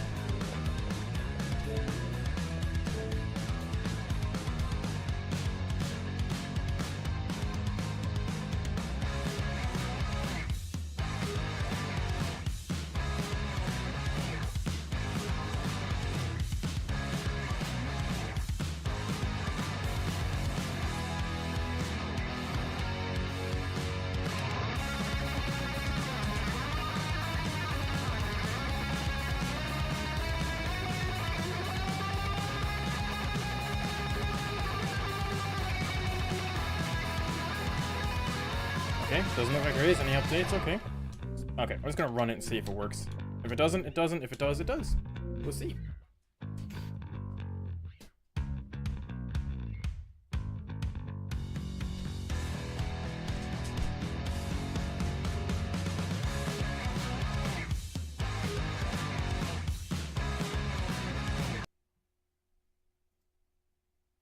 Okay. Connecting. Is my console screen, is that not centered? It's a bit off there. Hold on, let me see if I can fix that.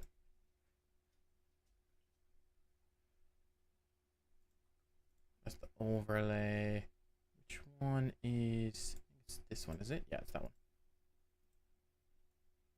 There, it's centered now. I don't know what, how long has that been just off, just by that much? My goodness. Okay. Language. English interactive. Yeah. I don't actually know what that said.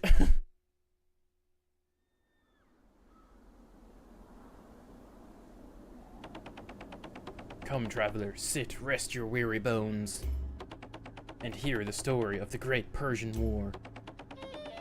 It is a tale of Persians and Huns for their story in our story. Many, many years ago, on a day as dark as night, from the depths of the cold northern steppes, the hordes of Nogai, the Hun. Nogai, the Hun? Is it Nagi? Is it Nagi or Nogai? No. The Hun, driven by a strange and savage magic, descended upon the mighty kingdom of Persia. The fate of the kingdom would come to rest on the shoulders of one eager to prove himself worthy. A prince. A prince whose secret would make him the arbiter of his people's fate. A prince of Persia. Persia. Hold A to skip. Not gonna skip nothing. Not yet, anyways.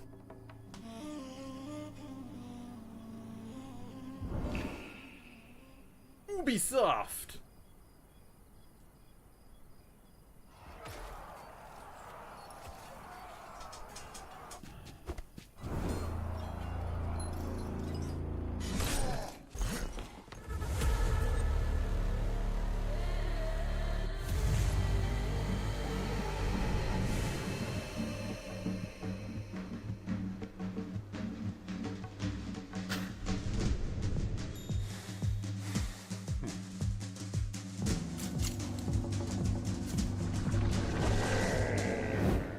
Whoa.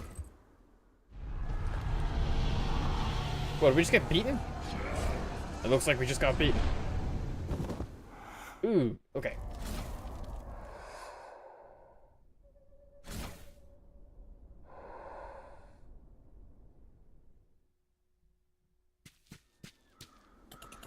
Well, this is us. We're playing now. Oh, my head. I was just fighting. The Huns. Father and Mother must have sent the army to stop the horde by now. I should be able to see the battle from atop this hill. If I hurry, I can join before it's over. Okay, A to jump, cool. Oh, you're able to mantle and do this stuff. Okay, cool, cool, cool. Is there an input delay that I'm feeling? I don't think so. I think it might be just because I'm in the air, maybe. Okay, no, definitely not the input anyways. Oh, hold LT. Hold on. Oh, hold LT to wall run? Oh.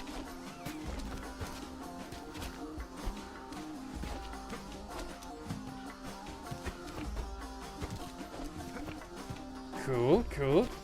This feels way different. Like, when you're watching the gameplay, it looks slick, it looks cool, but when you're playing it, it's a bit different.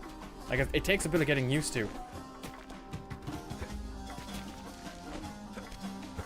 What game is that, Jamie? This is the brand new Prince of Persia game that just came out now during the Xbox Game Showcase. Oh, not a showcase, sorry, the Xbox at Gamescom broadcast. It looks good, it feels good.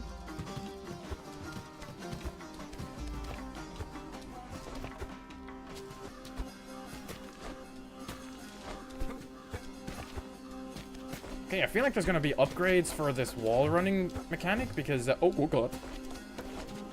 Hold on, still get a hang of this.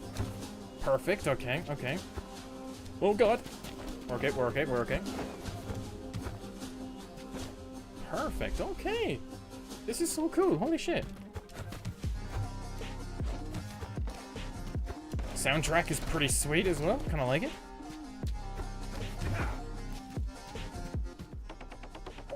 Ah, Prince, you're awake. Oh, an achievement already. Patchy the Wise. Awesome. The city. What's going on? Oh, it's destroyed. The Huns launched their attack. They've made it to your father's palace, judging by the destruction. But that's impossible. I only just fought Nogai. Even his swiftest warriors couldn't have reached the city that quickly, and Mother's army would have stopped them. I'm afraid the Huns swept aside the Persian army and your mother, the queen, almost as quickly as Nogai defeated you, Prince. But do not worry, I am here to help. But you're no Persian, and yet you do not look like a Hun. I am Patchy, and I have traveled far to find you, Prince. I'm the one who dragged you to safety after your foolish fight with Nogai. It was almost as though you did not stop to think about the danger of his dark, corrupt magic. Some may call that brave, others foolish, but thanks for your help, Paki, but no magic nor Hun will ever get the best of me. Now that I know their new tricks, I shall have the better of them next time. Tricks? Prince, you've spent the last 3 days recovering from their tricks. 3 days? No, that can't be. Shahin, mother, father.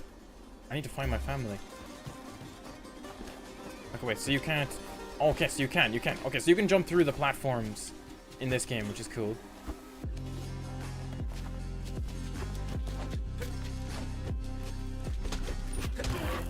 Okay.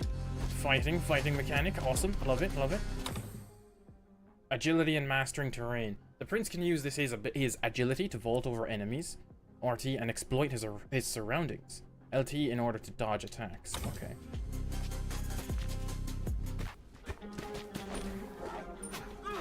Okay, wait, I pressed LT. What does it mean? Okay, so I need to, like... Okay, nope, that's not working. Oh, I can heal. I think I took some hits there. Ugh. Oh god. Oh god. Okay, hold on. So clearly I need to jump away and use LT to like get out of the way, I guess. Ugh. Did he just kill himself? I think he did. Why the kick? Cool. Oh, that's cool. Fighting and platforming, kind of like Shovel Knight.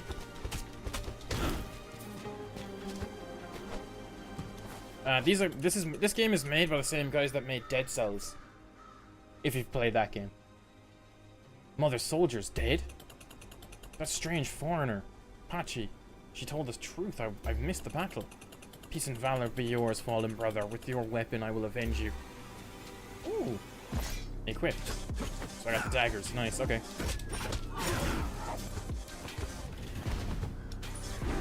Uh-oh. I can't kick the grenade back at him. That's kind of annoying. Oh, what's that grenade? Oh, I jumped it. I just jumped it in time. That's awesome.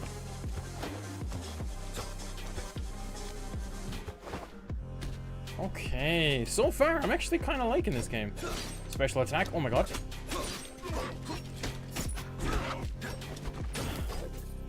Kick him into the spikes. Kick him into the spikes. Fantastic. Into the spikes. Beautiful.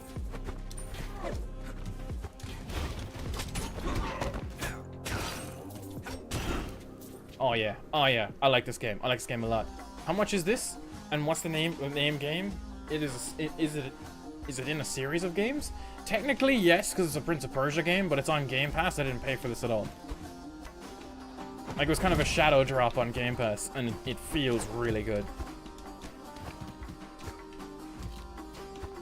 But I think it's like 30 quid if you pay for it. And that's what it says on the Xbox, store. The Xbox Store is what it's called. Uh-oh, uh-oh. Hold up. Oh my god, that's a new enemy. Shit. Okay, hold up. Oh, did he die from fall damage? I think he did.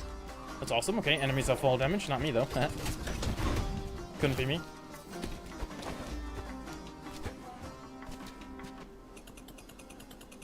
This is one of Mother's elite cataprats.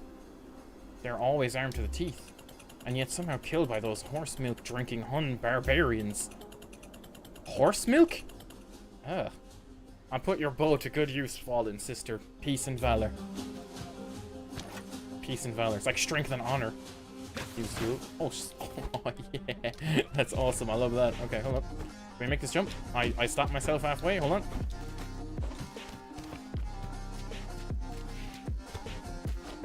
No, okay. Can we get a double jump at some point? Tools and energy. Tools consume a portion of the energy bar after each use. Hitting enemies with a primary weapon will regenerate energy. Okay.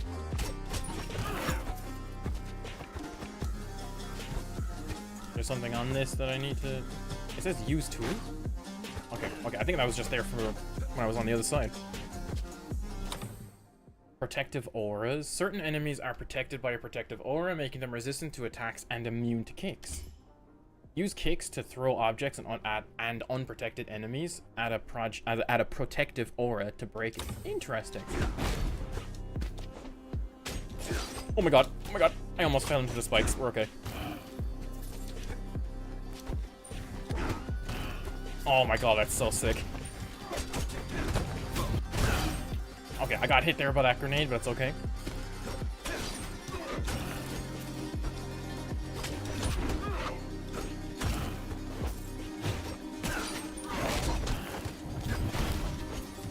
Hell yeah, hell yeah. Oh my god, I like this game. I like this game a lot. The flow is really nice.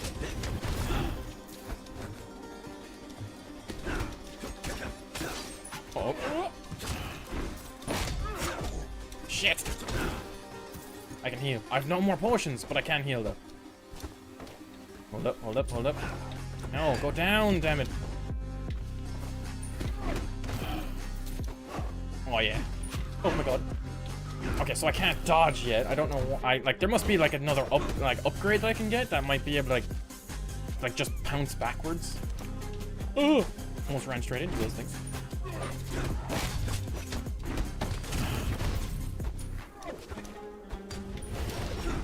Oh, hold on. Oh my god, the spikes! Oh! We're okay. Okay, I like it. I like it. This feels good. Shit. Okay. What time are we? It's 4 o'clock right now. Weather's okay. Kind of like Terraria, letting you interact with the background, only that here you can do many things. I imagine that once you get upgrades, you can do a little bit more. Like, I kind of want a ground pound attack. I feel like I saw a ground pound attack there when they were showcasing the game.